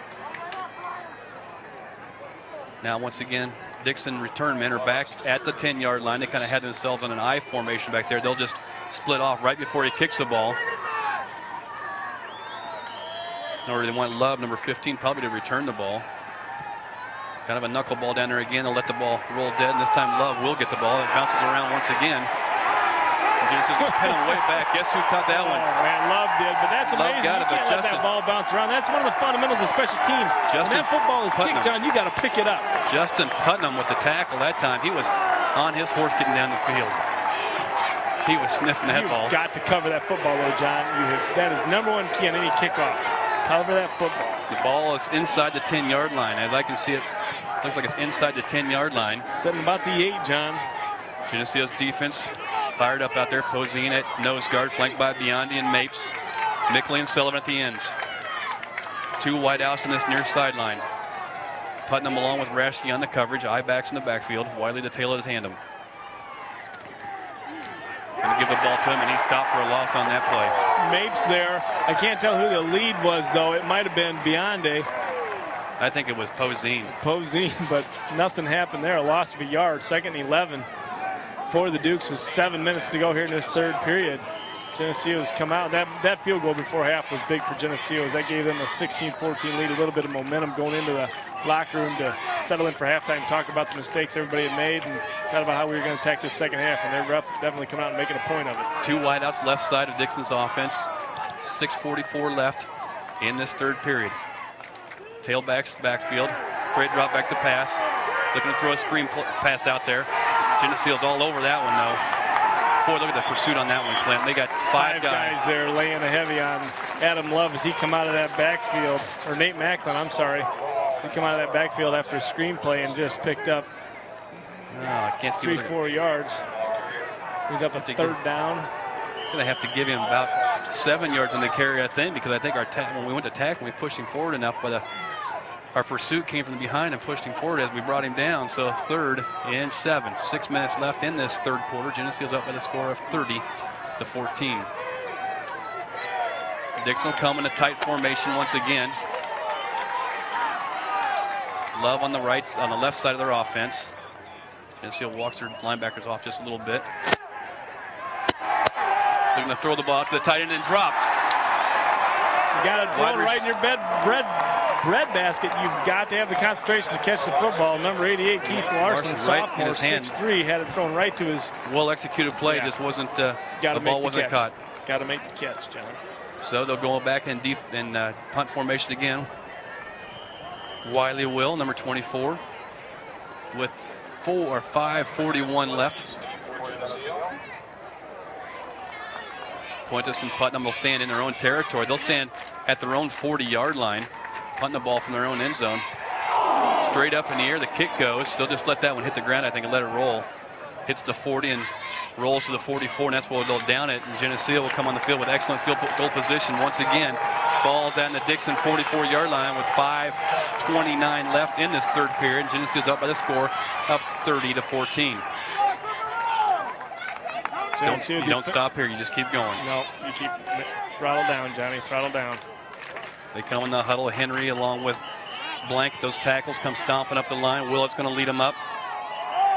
Dixon's more than frustrated at this point, and it's little discussion on the sideline, waiting for the ball.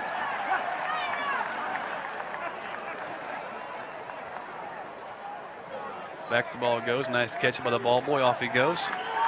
Dixon. Tough job being ball boy. Dixon. I mean, I've done that before when I was a kid. I remember that. That's a tough job. Tight formation. Here we go. Crossbuck action in the backfield. Putnam's going to find a corner. Putnam just jukes somebody out of his shoes over there, over the 30, down to the 25-yard line. Putnam just, he turned his shoulders into the hole and bounced them back, and away they went. Yeah, nice run in there. Putnam off that right side, just rolled it upfield. Offensively for the Dukes in this third quarter, -5 yards. Once in a while you'll hear a coach talk about a running back that has swivel hips, and that's what you saw right there. He started to swivel his hips back up field towards the hole, and he just busts them back out to the sideline, and that defender he was twisted up. He's doing a karaoke trying to get to him. So here we go, 1st and 10. Geneseo going to give the ball to Rowald this time. He's still on his feet, picks up a couple yards, does number 30. He's still fighting for yards. You better tackle him because he's going to be a tough one to bring down. Josh Rowald, the fullback for the Leafs. Going to move the ball down to the 23-yard line. Puentes, 11 carries, 154 yards. Putnam with 8 carries for 64 yards. And Rowald 5 for 29 is. Well, coming in the game, Puentes averages set almost 8 yards per carry over the length of the season here. 2nd and 7, 4:44 left in the third, tight formation. Long count offsides by Dixon. Threw him offsides, a long count that time, don't you think? It seemed like we're under the ball for a long time.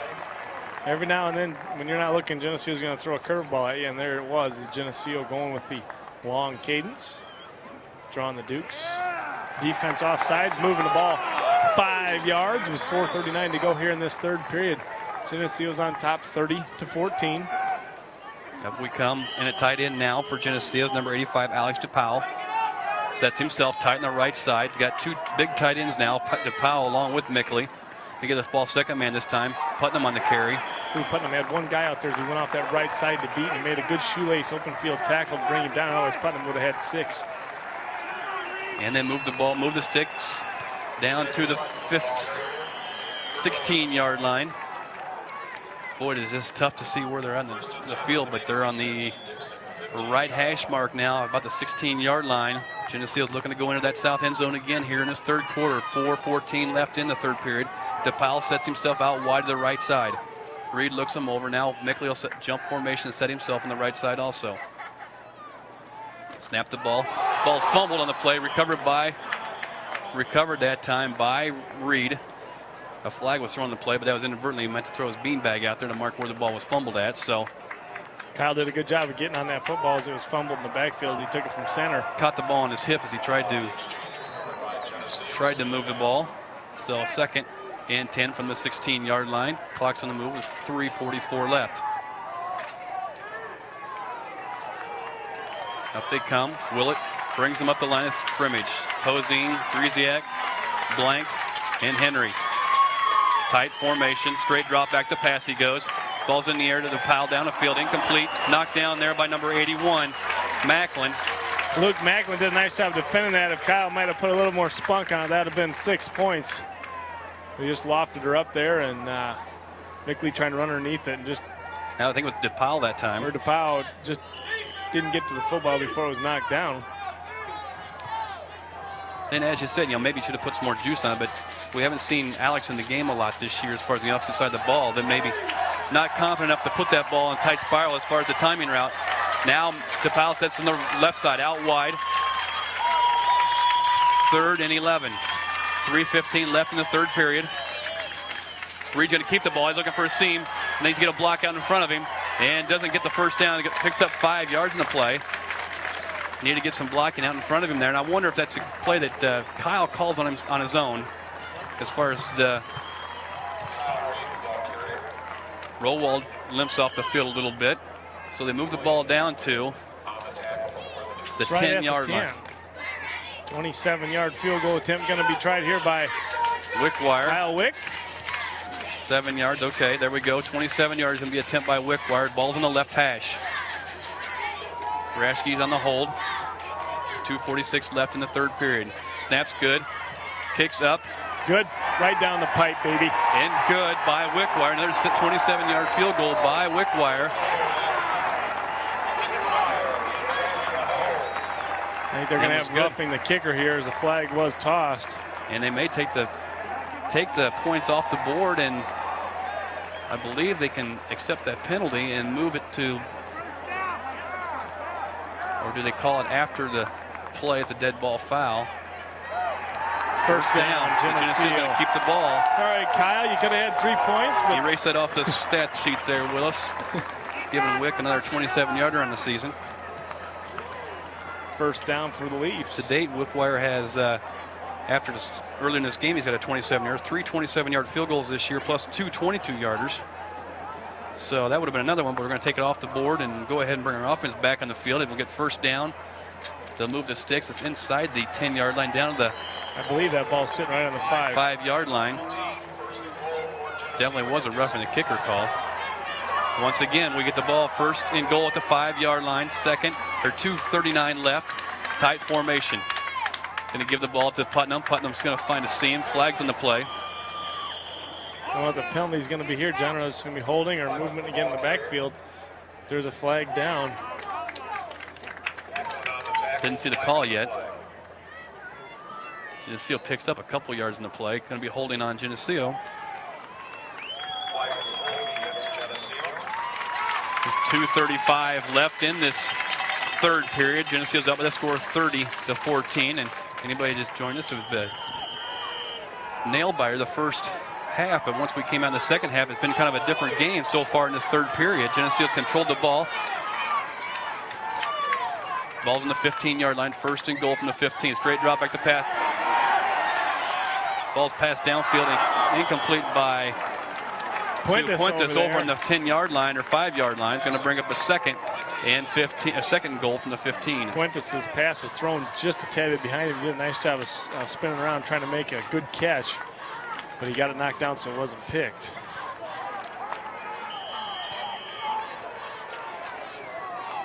Had DePaul as a primary receiver. DePaul deep in the end zone. Alex DePaul, 6'1", 178-pound junior. Appears to be taller than 6'1" if you ask me when he's out in the field. So here we go, 2nd and 15. From the 15, option play. And it's pitched the ball at the Putnam, looking for a corner inside the 10, looking to fight off a tackle. Fumbles the ball in the end zone. Must have fumbled the ball out of bounds at about the 5-3 maybe. Putnam made a nice hit over there as he tried to take it around that corner. He really laid it heavy on somebody. Not sure how he fumbled that football, but it looked like it screamed through the back corner of the end zone. The ball is going to set right at about the 2 or 3, right at the goal line, John. Right at the 1. 3rd and goal from the 1. 2:10 left in this third period. I can't tell. It must be at the goal line or at the 1 or 2 yard line on the right side of the field. Tight formation. Going to give the ball to Puentes. He's going to be in for the score, isn't he? Touchdown, Puentes. No indication yet. Touchdown, number 40, Puentes.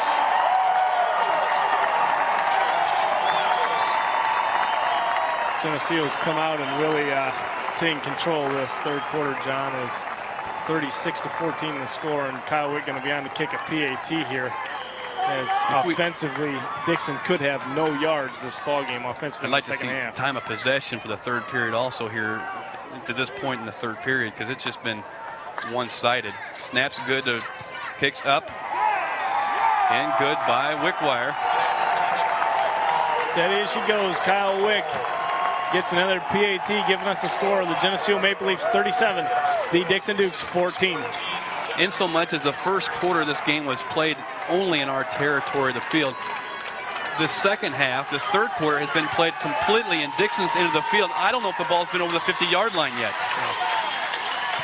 Well, Kyle Wick's going to come out here and kick into the wind again and throw one of them really funny curveballs or knuckleballs down the field and see if Dixon can handle it, as Dixon's going to have to try to get some life to even come close to getting back into this ball game, as Geneseo's really put the stop to them. That was a 44-yard drive, used 10 plays, used 3:24 off the clock. A 2-yard TD run by Puentes, and 35-28, Richwoods over Metamora so far. And we grabbed that, and I apologize for stopping dead in our tracks, but got to hear that. All right, a lot of ball game left here. 2:05 left in the third period. Geneseo's up that score 37-14. Wickwire the kick, end over end kick. Going to be fielded down by number 25. And going to be brought down. Rules in the tackle along with Kemper. We call those two guys' names all the time on special teams. And number 41 for the Leafs, Justin Putnam there as well. That's probably one of the better field positions Dixon's had so far in the second half. The ball going to set right at the 25-yard line. And they've got 1:58 to go here in this third quarter to try to make something happen. All right, 1:58 left in the third. Second round playoff game. Geneseo Maple Leafs bring Kukuru at nose guard now, flanked by Biondi and Mapes. Here we go. First and 10. Sullivan and Mickley at the ends. One back in the backfield's Macklin. Straight route back to pass. Pressure in the backfield. Knocked down by Biondi. Up again. That is what we've been looking for, and Biondi and Henry or Mapes are bringing it to us. He was just pushing this guy back, and if he didn't knock the ball down, he was just going to push his guy into the quarterback. Third period, maybe not as lopsided as I thought it might be as far as possession so far in this third period. Geneseo 6.5 minutes to Dixon's 3.5 minutes. All right. Action at hand, second and 10 for Dixon. Ball's on their own 25-yard line. Split left, split right they go. Ball's in the field again. I think Geneseo came up with it. Geneseo fell on it. Yep, I don't think there's any question. Two of Geneseo guys had it. I thought Wiley had the ball first, but just didn't bring it into his chest, and Geneseo fellas is in there scrapping for it. With 1:50 left in this third period, Geneseo go on offense again with the score 37-14. All right, Geneseo's crowd comes to their feet again, asking for go, go, go. Reed comes on the field, and that's what they'll do. In the huddle, they come out. DePaul sets himself left side. Mickley's on that same left side, tight. One back in the backfield, double wing formation. Going to give the ball. Reed with the carry. He's going to keep the ball. Reed's going to pick up 3 or 4 in the carry as he keeps the ball on that option play to the right side. He rolled out behind Bruce Henry, number 78, and just tried to follow him up the field. You know, at this point in the ball game, John, you got to start to feel somewhat Dixon, as much as you don't like to feel sorry for anybody in a football game, but they come out and played a real hard-nosed first half, and now here in this third quarter, it's like we've got a totally different football team on the field as Geneseo's taking a commanding lead. Just a few little things. You give it just a few little things. You give us a little crack of that door, we're going to push it open. So that's what's happened. Tight formation. Second and 5. Going to give the ball to Rowald this time. Number 35 is going to go inside the 5. He's got about 3 guys hanging on. Touchdown for Rowald. This place is going nuts. He is quite the truck, as Rowald had 4 guys hanging on him, trying to knock him down from going in the end zone, and he just took it upfield. And it was a nice carry as Geneseo opening the floodgates here in the scoring department here in this third quarter, 43-14. Rowald was not going to be denied that time. Is that the feeling you got? He was overdue for that TD. Kyle Wick in to do the PAT here. Kicks up and good by Wickwire to make the score 44-14. What amazes me, John, is last week's score against Rochelle. Dixon just laid it to Rochelle, 38-8. Different day, different. I know, John. I know it's a different ball game as we all evolve. Week 7, Geneseo won the ball game 35-6. Week 9 for the Leafs. Of course, we didn't play. We came off a really tough week there and played Rochelle to a 20-12 win or 21-12 win. And last week for Geneseo, a good win for them over Urbana. I couldn't remember who we played. Only a week ago. Couldn't remember who we played last week. Urbana Tigers.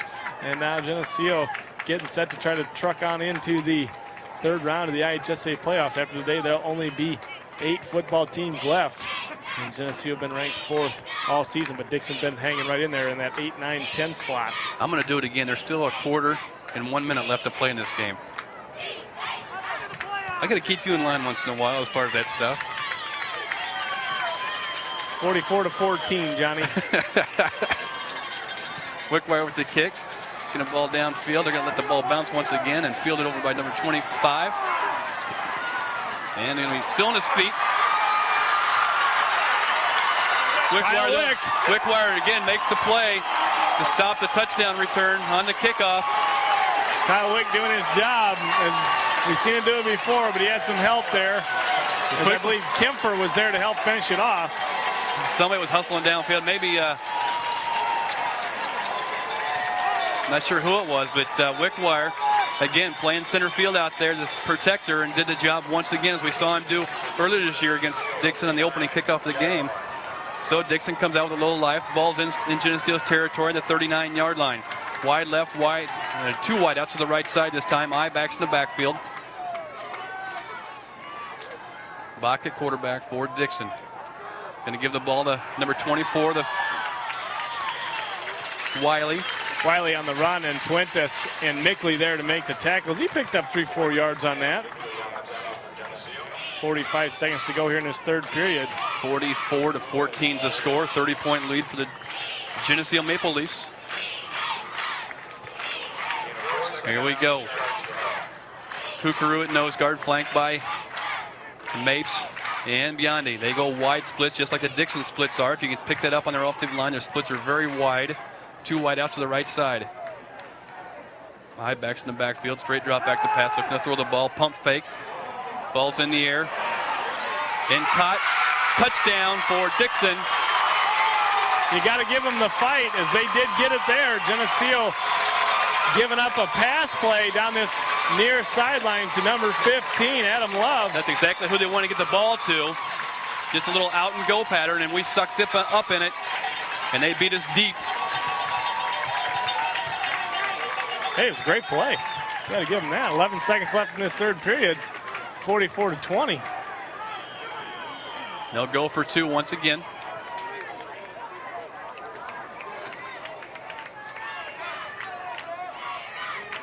They break their huddle and come up. Point after attempt. They'll go for 2. 20-44 to score for Geneseo's ahead. Look at that line split. You can get a picture of it now, how far apart the linemen are, the gaps between them. Wide out to the left side. Fake handoff. Fake pitch to the tight end. Oh, he just barely gets in the end zone for 2 to make the score 22-44. Offensively, Dixon has some weapons. A lot of weapons. They've got to hold it together, though, in order to compete, and we just got to jump on them here in this third quarter. And Geneseo, of course, can't let their guard down, because a team like this can come back and slap it back right in your face. Yeah, too. You're right. You're exactly right. Geneseo's lead still 22 points.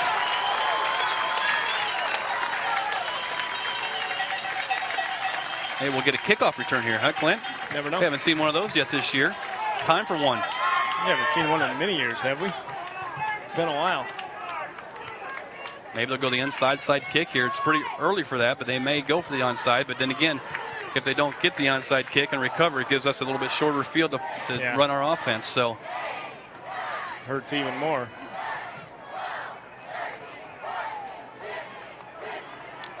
What an afternoon for football, John, as the sun's still shining brightly here with 11 seconds to go in this third period. How long a pass play was that? Was a 39 yards. 39-yarder. Well executed that time by the Dixon Dukes. 44-22 is the score. Geneseo suspecting or anticipating the onside kick here with 11 seconds left in the third period. Geneseo's 2 return men are back deep by themselves, and that's where the ball will go deep to them. Heller with the carry, number 48. And down he goes at the 29-yard line. Geneseo's offense will come on the field with 5 seconds left in this third period with a 22-point lead.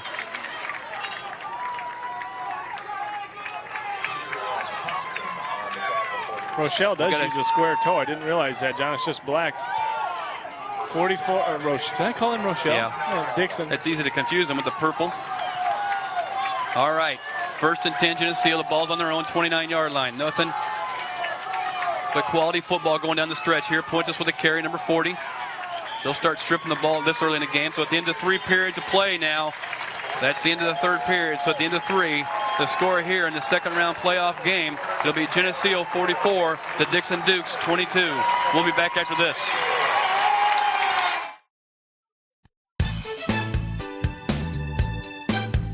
This Geneseo Channel 50 telecast is sponsored in part by Alexander Lumber and Home Center,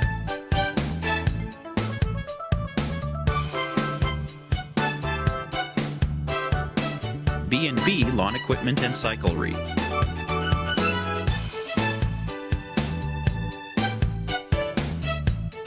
Becker & Becker Plumbing, Heating, and Cooling,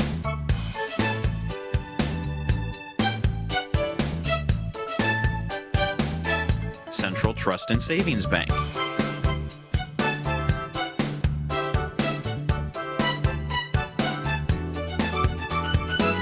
Co-op Decorating Center,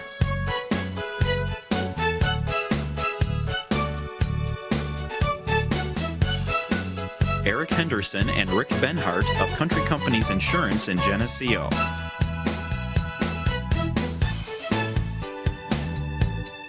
Geneseo Dairy Queen,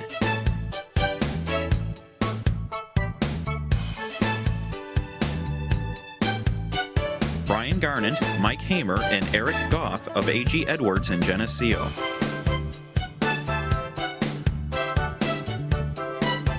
Geneseo Municipal Electric Utility,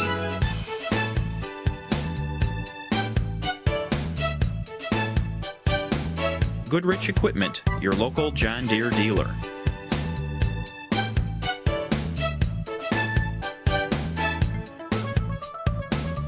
Hammond Henry Hospital,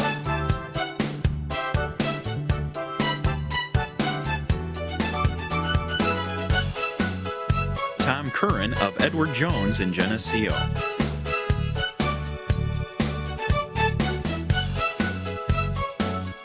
La Roma Pizza, Iron Kettle Restaurant, and Sam's Ultimate Car Wash and Laundromat.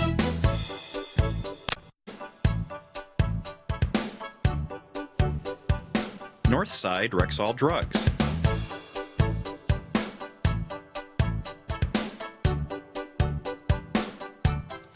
Letterman's Pizza,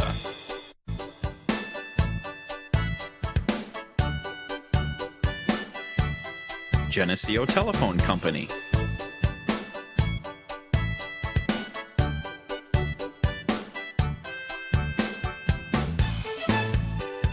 ProTech Auto Body,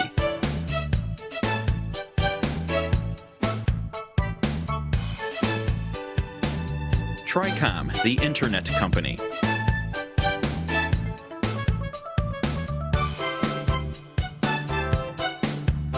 Turpins of Geneseo, Dodge, Chrysler, Jeep, Chevy, Olds.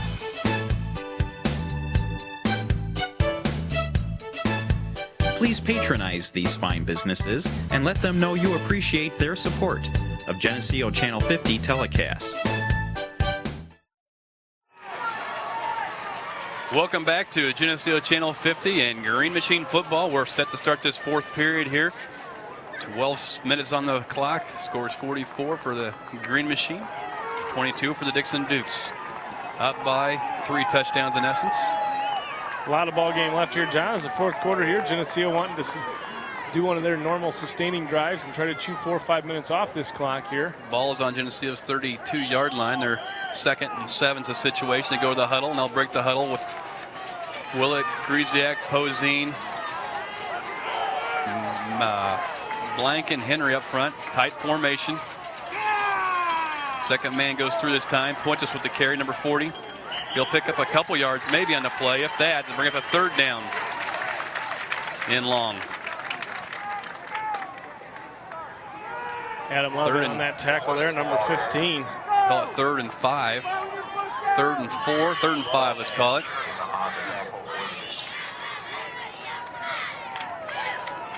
All right, tight formation once again. 2 wings, Putnam and Puentes. Putnam with the carry, fumbles the ball, going to be picked up by Dixon. After the fumble, he's going to go. Macklin to the 5, touchdown. See how easy it can happen there, John. Boom, 2 touchdowns for the Dukes. Putnam had a nice carry in the ball, but fumbled the ball just as he got tackled. Macklin picked it up and ran close to 40 yards with it for the touchdown. The tables have turned a little bit here, Clint. Most definitely so, John. 11-17, and Dixon scored 2 touchdowns in a matter of a minute here. Cannot fumble the football. Most of Dixon's points today have come. 3 scores have come from mistakes or possible mistakes that led to ongoing drives. Once again, they'll go for 2. Wide left, wide right they go. 44-28 to score.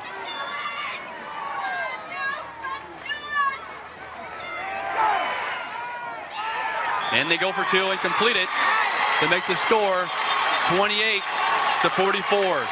Good ball game here in this fourth quarter, John. Well, 44-30 to score. We just got to get the ball back on offense here and keep it. We got to keep the ball and make a long drive. They cannot stop us offensively. We said that earlier in the game. Ourselves so far in this ball game a few times that we have. So it's all right. Let them breathe a little life in it.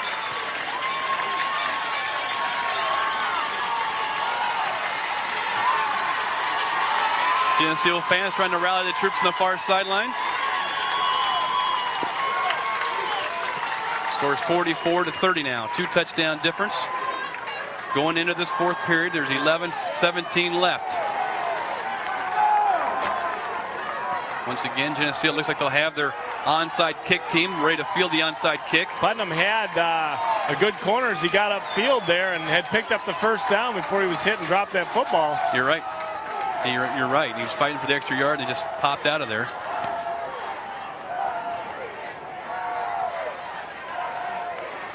Heller and Justin Putnam will set themselves deep to return this kickoff.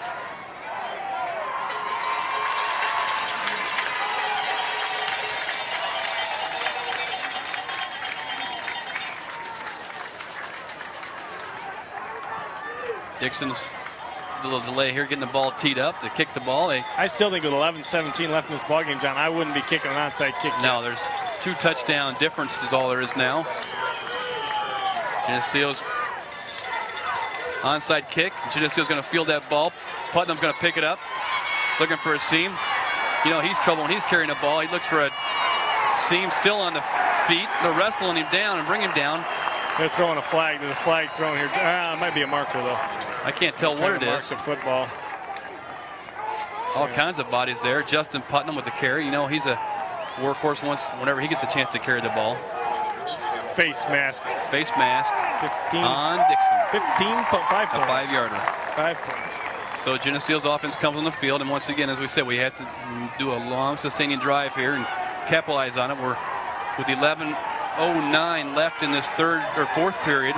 44-30 is the score. Rowald in the backfield, along with Sullivan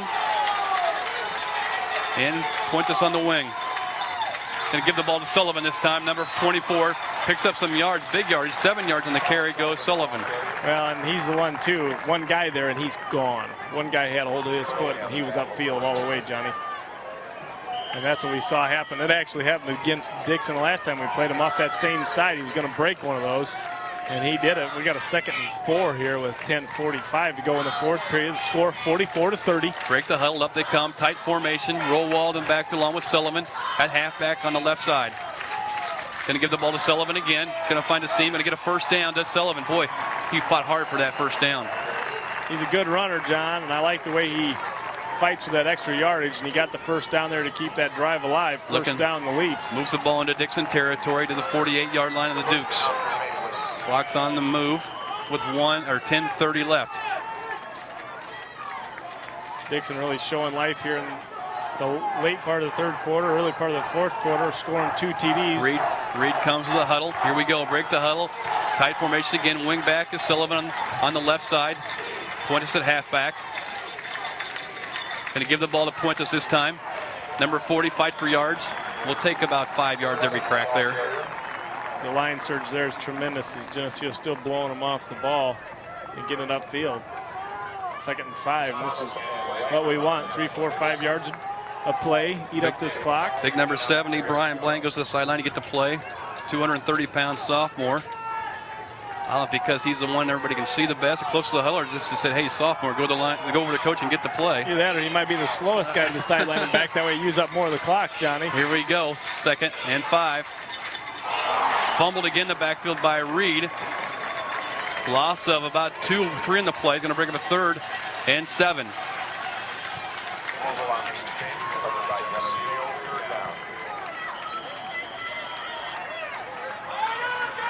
Got to hang on to that football with 9 minutes. Just about 9 minutes left here in this 4th period. Clock's on the move. 3rd and 7.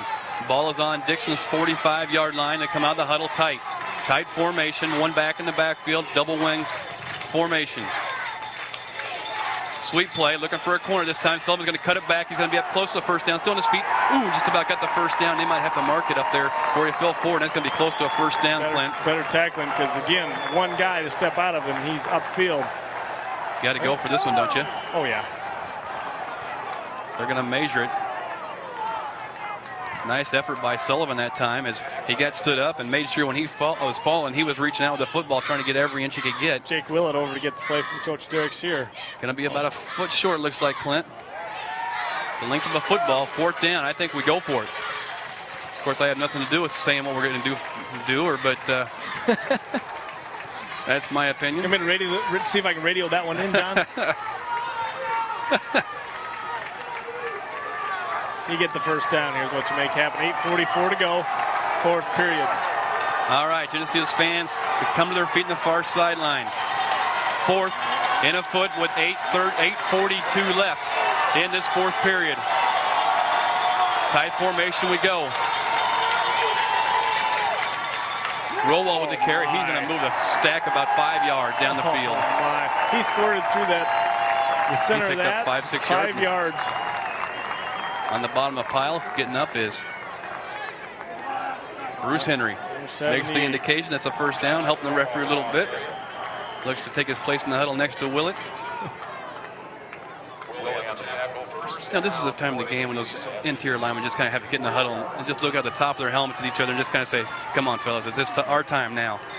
The heck with these guys get the write-up in the newspapers. It's our turn now.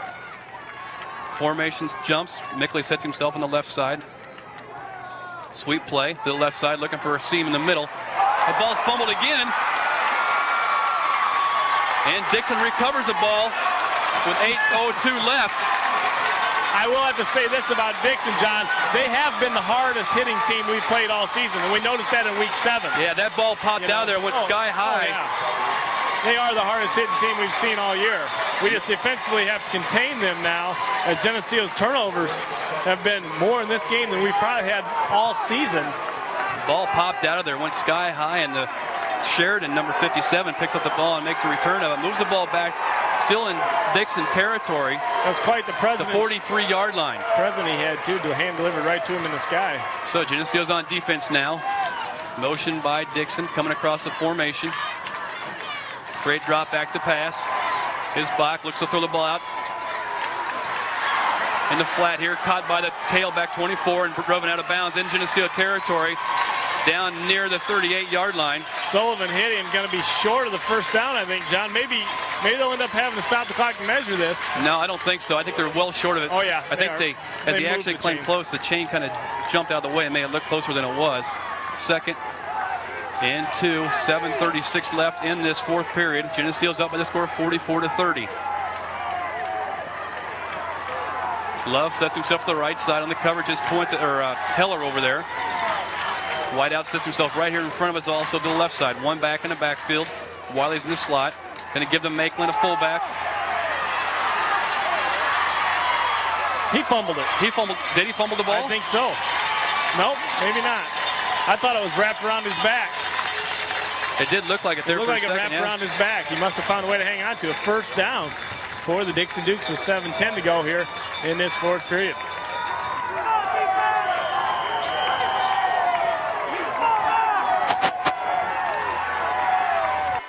So they break the huddle. Clock's on the move. 7 minutes left in this ball game. Class 2A or Class 4A second round playoff game. First and 10. Ball's on the 34-yard line of Geneseo. One back in the backfield. Drop back to pass. Looking to throw the ball. Going to be sacked and brought down. Going to be holding call in there too, I would imagine. Geneseo on the sack. Poseen comes up with his helmet off his lid. He comes up holding his head. We don't like that. Got gunked there a little bit. Well, there's no blood. It must be a little bit of blood because he's heading out. So.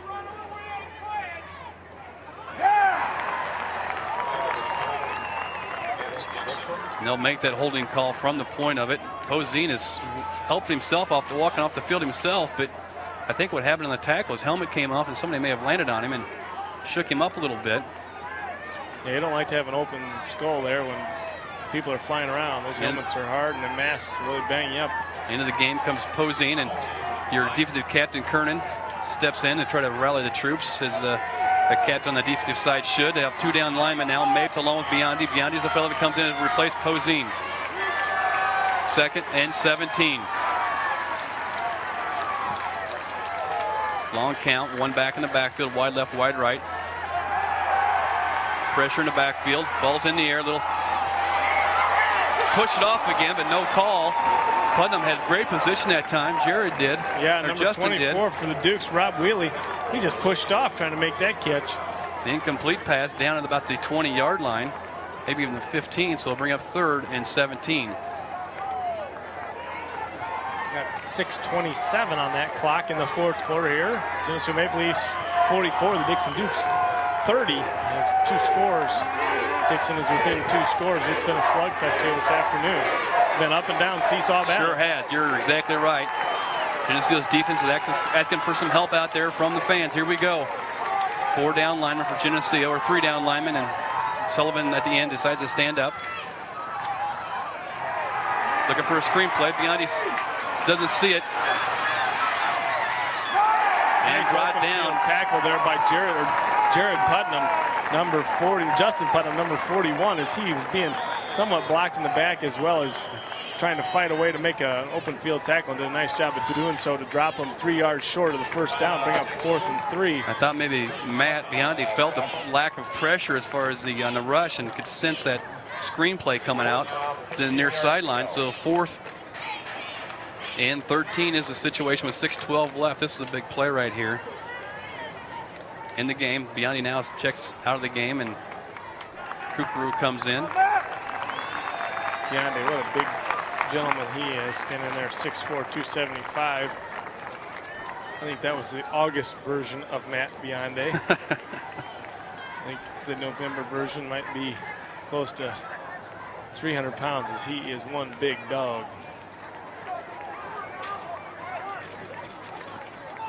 So timeout on the field by Dixon here in this 4th down play, 4th and 13 with 6:12 left in this ball game. Geneseo's up at the score of 44-30. As much as the third quarter completely belonged to Geneseo, the last 11 seconds and the first 45 seconds of the third period and the start of the fourth period belonged to Dixon. We had a 44-14 lead. They've answered with 2 scores. Here we go. 4th and 13. Ball is on the 37-yard line of Geneseo. Wide out to the right side and left side. Wiley, number 24, the tailback, sets himself in the slot. Now drop back to pass, little pressure. Ball's thrown downfield and First down. First down for Dixon. First down. And we saw that the first time we played them, John. They always seem to find a way to the center of the field and get to where they need to be for the first down. And the quarterback hits them there. So you have to give the receivers credit. They've got some great patterns, and they're always seem to find a way to get open. Posey wants to check back in, but didn't get on the field in time. He'll come back out. 1st and 10. Ball is on the 23-yard line of Geneseo now. Wide left, wide right. Bach, the quarterback, looks him over. Long count. Drops back to pass. Ball's in the air. Intercepted? Intercepted by Geneseo in the end zone, wasn't it? No, out of the end zone. Out of the end Kyle zone. Reed along with Kempfer over there on that far side. Is it Kemper or Heller? I can't tell. Heller, I'm sorry. Heller, yeah, it is. So brings up a 2nd and 10 from the 24-yard line for pass the Dukes. Out there. It was a nice rope thrown to the corner of the end zone. Good to see Adam Posey checks himself back in. The junior, 6'1", 210.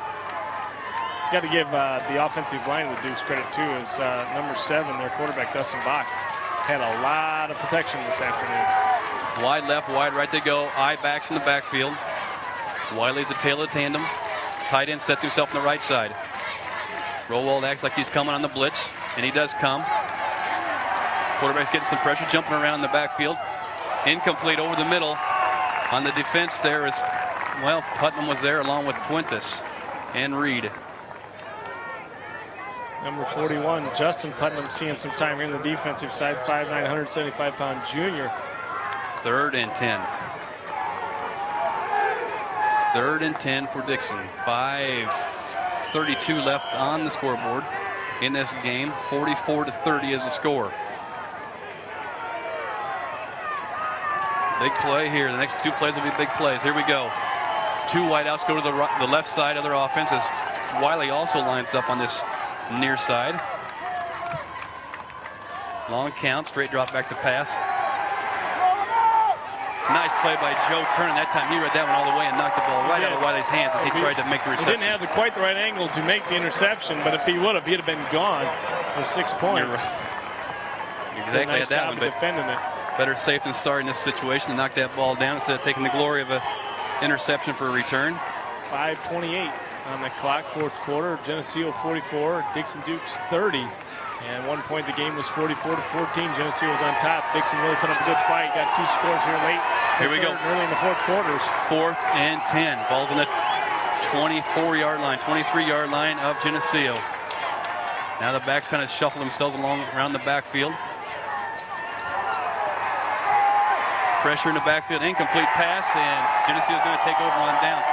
As much consistency as quality they've been running those plays this last series, that play really didn't develop one single bit for them for the Dixon Dukes. Dave Mapes had good pressure on the quarterback and really laid into him there right after he threw the football. They've had their most success throwing the ball over the middle or inside the hash marks down the center of the field, and that time they go to the outside. Now it's time for one of those drives, Clint, with 5:22 left. You suppose Coach told him 2 hands on the ball on the sideline? Yeah. All right, Willett brings them up. We'll go tight formation. Rowald at fullback. Sullivan along with Puentes in the backfield. Going to give the ball to Rowald, and they're going to keep pushing the ball up the field. Rowald's going to pick up a chunk of yards there. He's going to pick up 7 yards. Better tackle him. Maybe more than that. He's really become aggressive here late in this season. His number 35, Josh Rowald, 5'11", 212-pound junior, is really blossoming at the fullback slot. A couple of juniors in the backfield right now. Sullivan along with Rowald. Kyle Reed taking his time to get back to the huddle as try to use up as much of this 30 seconds as we can. 4:50 left in this ball game. 4th quarter. Geneseo's up with the score 44-30. 2nd and 2. Up they come. Ball's at the 32-yard line. Going to give the ball to Rowald once again. I don't think he got the first down. Did he? Planning B. Close to I it. don't know if he got tripped up right away. And First down, Geneseo. They'll move the sticks. First down, the call is. moves the ball out to the 34-yard line of Geneseo. Clock will go on the move. 4:32 left. So then we'll start to use the clock here. Keep them in a huddle until our time is allotted to get to the line to run the play. Now they go. Will will bring them up. DePaul sets himself on the right side. Mickley on the left side. Sullivan on the wing on the same left side.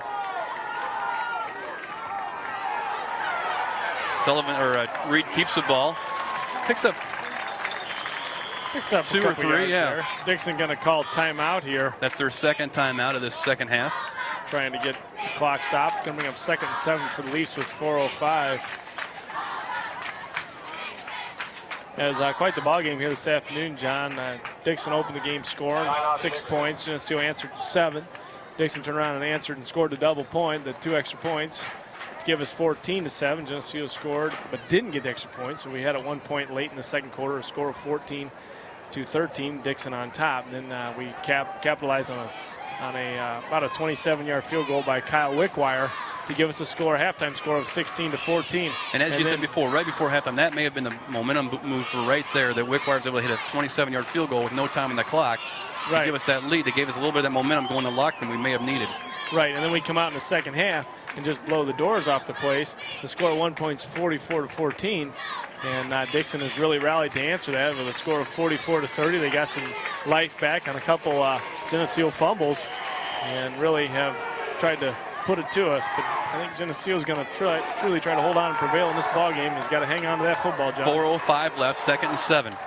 The Reed comes up the line, going to give the ball to Rowald this time, still on his feet, going to fall forward for the first down over the 45-yard line to the 46, and Rowald just looking for people to hit, isn't he?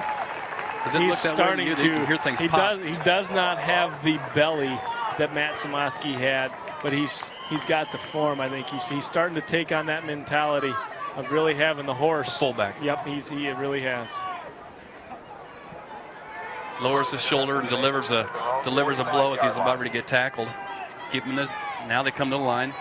3:44 left in the fourth period. Genesis up by 2 touchdowns, 44-30. Still Sullivan on the wing on the left side. Reed looks him over, going to give the ball to Rowald, and he's going to still slide forward. He's going to pick up 4 in that play.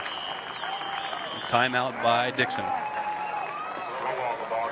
That should be 3. Third timeout. Try to thank our sponsors here: Alexander Lumber and Home Center, Letterman Pizza, Turpins of Geneseo, Co-op Decorating Center, Becker & Becker Plumbing, Heating and Cooling, Central Bank, Goodrich Equipment, Aroma's Pizza, Sam's Ultimate Car Wash and Laundromat, Tom Kern of Edward Jones, Geneseo Dairy Queen, Tricom, the Internet Company, Geneseo Telephone Company, Brian Garnett, Mike Hamer, and Eric Golf of A.G. Edwards, Geneseo Electric Utility, Eric Henderson, Rick Benhart of Country Companies Insurance, B&B Lawn Equipment and Cyclery, as well as ProTech Auto Body. Thank you so much to our sponsors for letting us bring you this ball game. This afternoon's stats so far: Puente, 16 carries, 167 yards. Rowald, 11 carries, 74 yards. Putnam, 11 carries, 84 yards. And Sullivan, 3 carries, 17 yards. And Kyle Reed toting the ball 10 times for 24 yards. All right. Here we go. 3:30 left in this ball game. 2nd and 6. Ball's on the 49-yard line of Geneseo. Reed looks him over. Rowald behind him. Going to give the ball to Rowald. He's going to fight forward to close to the first down. Once again, he's in the territory of Dixon and over the 45 down to the. They're going to mark it right at the 45. So it's going to be short of the first down and bring up a 3rd and 1.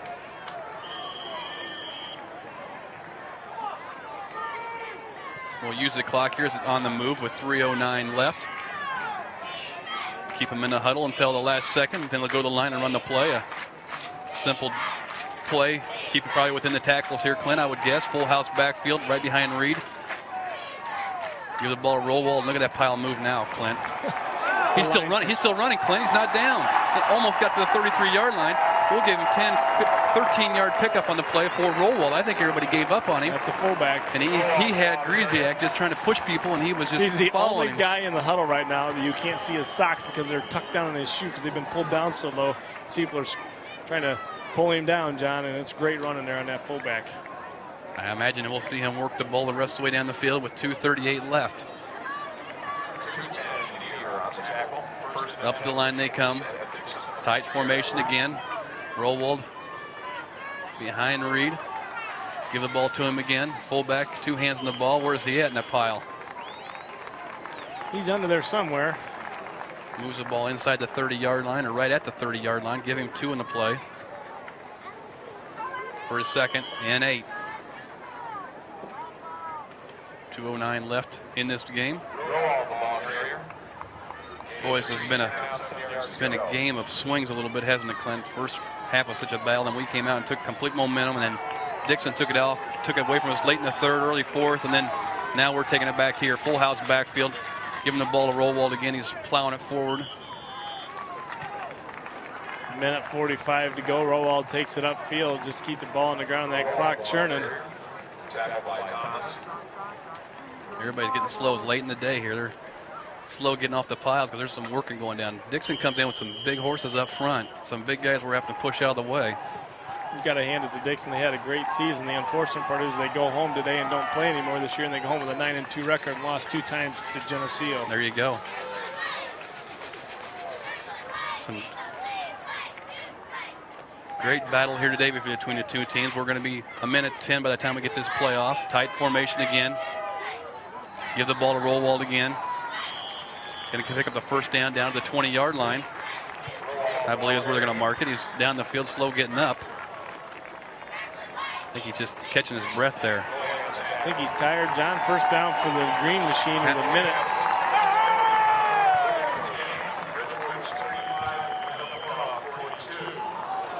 So the winner of this game will be, as we heard the score, Metamora was victorious over Richwoods today. So the winner of this game will travel to Metamora next week, which that's going to be a barn burner. The game kind of been pointing at for a while. 47 seconds left. Geneseo just going to take a knee here to stop the clock, to end the game. Reed snaps the ball and just takes a knee, and that'll be. We'll have to snap the ball one more time before the end of this game, but Geneseo, in the tradition of the Green Machine, will roll on as we will move on to the next round of this playoff series. We'll move into the quarterfinals against the Metamora team at Metamora next Saturday. Reed takes a knee again. That'll do it. So Geneseo and the Green Machine will move on. What a battle, Clint. Most definitely so, John, and you got to hand it to Dixon because they didn't give up, especially after they had the wind taken out of their sails so quickly here early in this third quarter as the momentum carried us in to the halftime of a 16-14 lead. Geneseo just come out and jumped on them, and Dixon unable to recover from what Geneseo did to them there early in that third quarter. And that gives us a final score of Geneseo 44, the Dixon Dukes 30. You just wonder what happened there at halftime because we came out with lightning in that second half just to turn it on, and that's exactly what we did. Turn it on, and fireworks going off in the far end of the field, or far field at the north of the end of the field.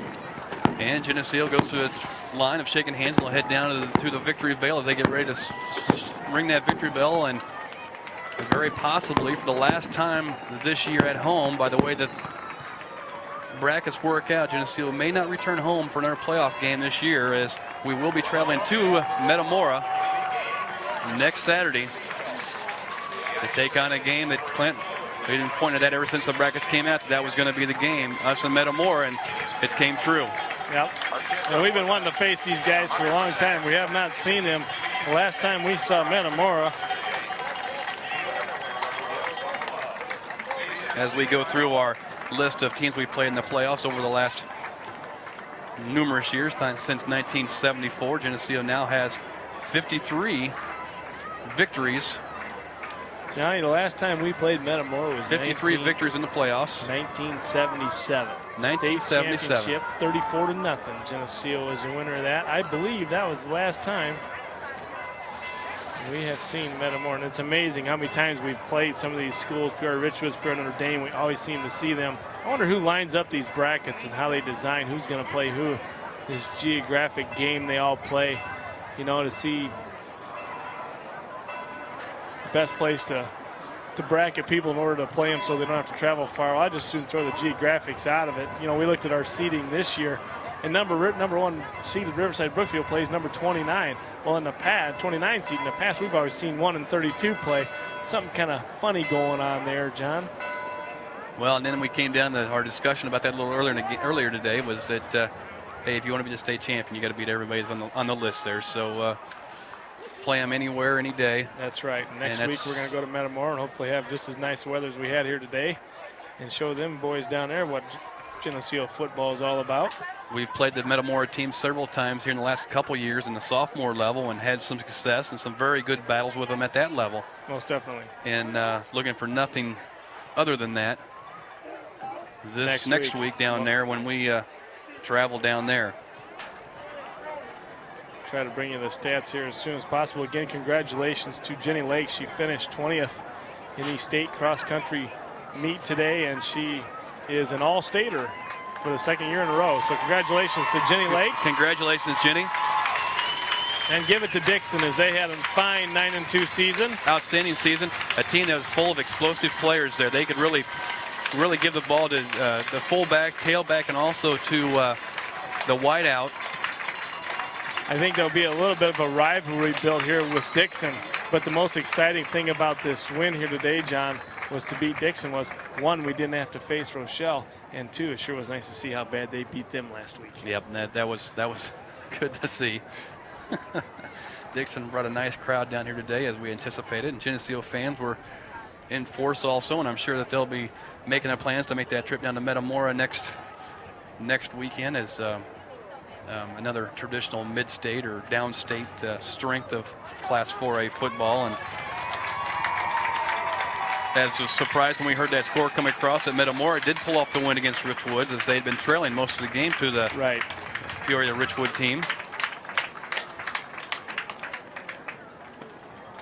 Bring you the stats here from Willis Andel and Mark Hune as they're working the backgrounds here, putting some numbers together, as there's a lot of numbers to put together today. And as we said at halftime, the stats were relatively close as far as time of possession and things in the first half. Geneseo had 213 yards in the first half total offense, and Dixon had 160. So it'll be interesting to see what happens here in this second half, how those things change a little bit. It probably will change quite a bit because one of the touchdowns that Dixon was able to get was a long fumble recovery for their offense, for their touchdown. Fumble recovery they had here in this second half was that a gift? I haven't seen one fly up in the air like that in a long time. All right, we'll bring you some stats here in the Geneseo rushing the football. Joe Puente 16 carries for 167 yards. Jared Putnam had 11 carries for 84 yards. Josh Rold had 16 carries for 104 yards. Joe Kernan had 1 carry for 4, and Kyle Reed toted the football 12 times for 22 yards. And at the end, Kyle Sullivan came in, 3 carries for 17 yards. For Dixon, Whaley, their big horse through the season, Wiley, 11 carries, 28 yards. And that really hurt them. Nate Macklin, 9 carries for 47. And their quarterback, he was sacked 3 times or knocked down 3 times for a loss. He had negative 15 yards. Passing for Dixon, Dustin Bach was 12 for 25 for 163 yards. No interceptions, 1 TD. And receiving, Adam Love, 4 receptions for 70 yards. Macklin had 6 receptions for 57 yards. And Rob Wheely had 2 receptions for 23 yards. In the passing department for Geneseo, Kyle Reed 4 for 10, 76 yards, no interceptions, 1 TD. And Joe Puentes had 1 reception for 10 yards. Jared Putnam had 2 receptions for 58 yards. And James Mickley had 1 catch for 8 yards. And Jared Putnam did have 1 TD on a reception. As far as the team summary on first downs, Geneseo had 27 first downs for the game, and Dixon had 14 yards rushing. Geneseo ran the ball 59 times today for 398 yards rushing. Dixon, 23 carries for 60 yards. They had no yards rushing in the second half, did Dixon. They lost 3 yards rushing the total in the second half. Passing department, 4 of 10 for Kyle Reed, the quarterback position. Dixon, Bach, their junior quarterback, was 12 of 25 and 1 touchdown completion. Reed had 76 yards passing, and Dixon had 163. Total offense, Geneseo had 474 yards total offense. Dixon had 223. We held them to approximately 60 yards total offense in that second half. Fumbles, Geneseo had 5 fumbles and lost 3 of them. Dixon had 3 fumbles, and we recovered 1. On the penalty aspect of it, Geneseo had 7 penalties for 60 yards, which hurt. a little bit, and Dixon had 4 penalties for 20. Time of possession, Geneseo 29 minutes, and to Dixon's 18 minutes. So things kind of tilted our way quite a bit there in that second half, to which is indicated on the scoreboard. If you want to do the first half summaries, and I'll do the second half summary. Dixon opened the ballgame with a 6-play, 50-yard drive using 3:07 on the clock, and it was capped by a 6-yard TD run by Macklin. The PAT was no good. Geneseo then turned around on a 6-play, 67-yard drive using 2:34 on the clock, and it was done by a 39-yard drive TD run by Puentes, and the PAT kick by Wick was good, giving us a score: Geneseo 7, Dixon 6. Dixon turned around on 10-play, 77-yard. 4:03 of the clock, it was capped by a 2-yard TD run by Macklin, and the 2-point try was good, making the score 14-7 Dixon. And Geneseo turned around on a 3-play, 65-yard drive using 109, 39-yard TD pass from Reed to Putnam. The PAT was no good, and the score then was 14-13. And the key just before halftime was Geneseo taking advantage of a Dixon mistake, and they had a 9-play, 44-yard drive, which used 1:39 on the clock, and it ended up with a 27-yard field goal by Wickwire, sending us to the locker room with a 2-point edge at 16-14 at halftime. Well, then we came out in the third quarter in gangbusters, and we mentioned as we started the second half was Geneseo, number one, got to return the ball, receive the ball to open up the second half, plus the fourth quarter we'd get the wind at our backs. So I don't know if there's a mix-up there, but certainly that's what you would dream of as a host team. In the third quarter, Geneseo opened up that second half, like I said, on fire. The first play from scrimmage in that third quarter, Joe Puentes went 70 yards on one play for the touchdown. Wickwire's kick was good to make the score 23-14. Geneseo kept the pedal to the metal, as Clint says, on another drive, 7 plays, 37-yard drive, eats up 2 minutes and 54 seconds of the third quarter. 5-yard touchdown run by Putnam, and kick was good by Wick to make the score 30-14. Geneseo stayed right on top of it. Next time they got the possession of the ball was a 10-play, 44-yard drive, 3 minutes, 24 seconds in this third period. Were capped off by Puentes' 2-yard touchdown run, and once again Kyle Wickwire with the PAT. Geneseo again gets the ball in that third quarter, and they had a 2-play, 21-yard drive, eats up 42 seconds of the third period after the Dixon fumble, and capped off by a 16-yard touchdown run by Rowald. Kick again with Wickwire was good to make the score 44-14. Then right before the end of the third period, Dixon came back, had a 2-play, 39-yard touchdown drive, and that was capped off by a 35-yard touchdown pass from Bach to Love. 2-point conversion attempt was good, and that was make the score 44-22, and that was right before the end of the third period. And then as we started the fourth period, Geneseo fumbles the ball.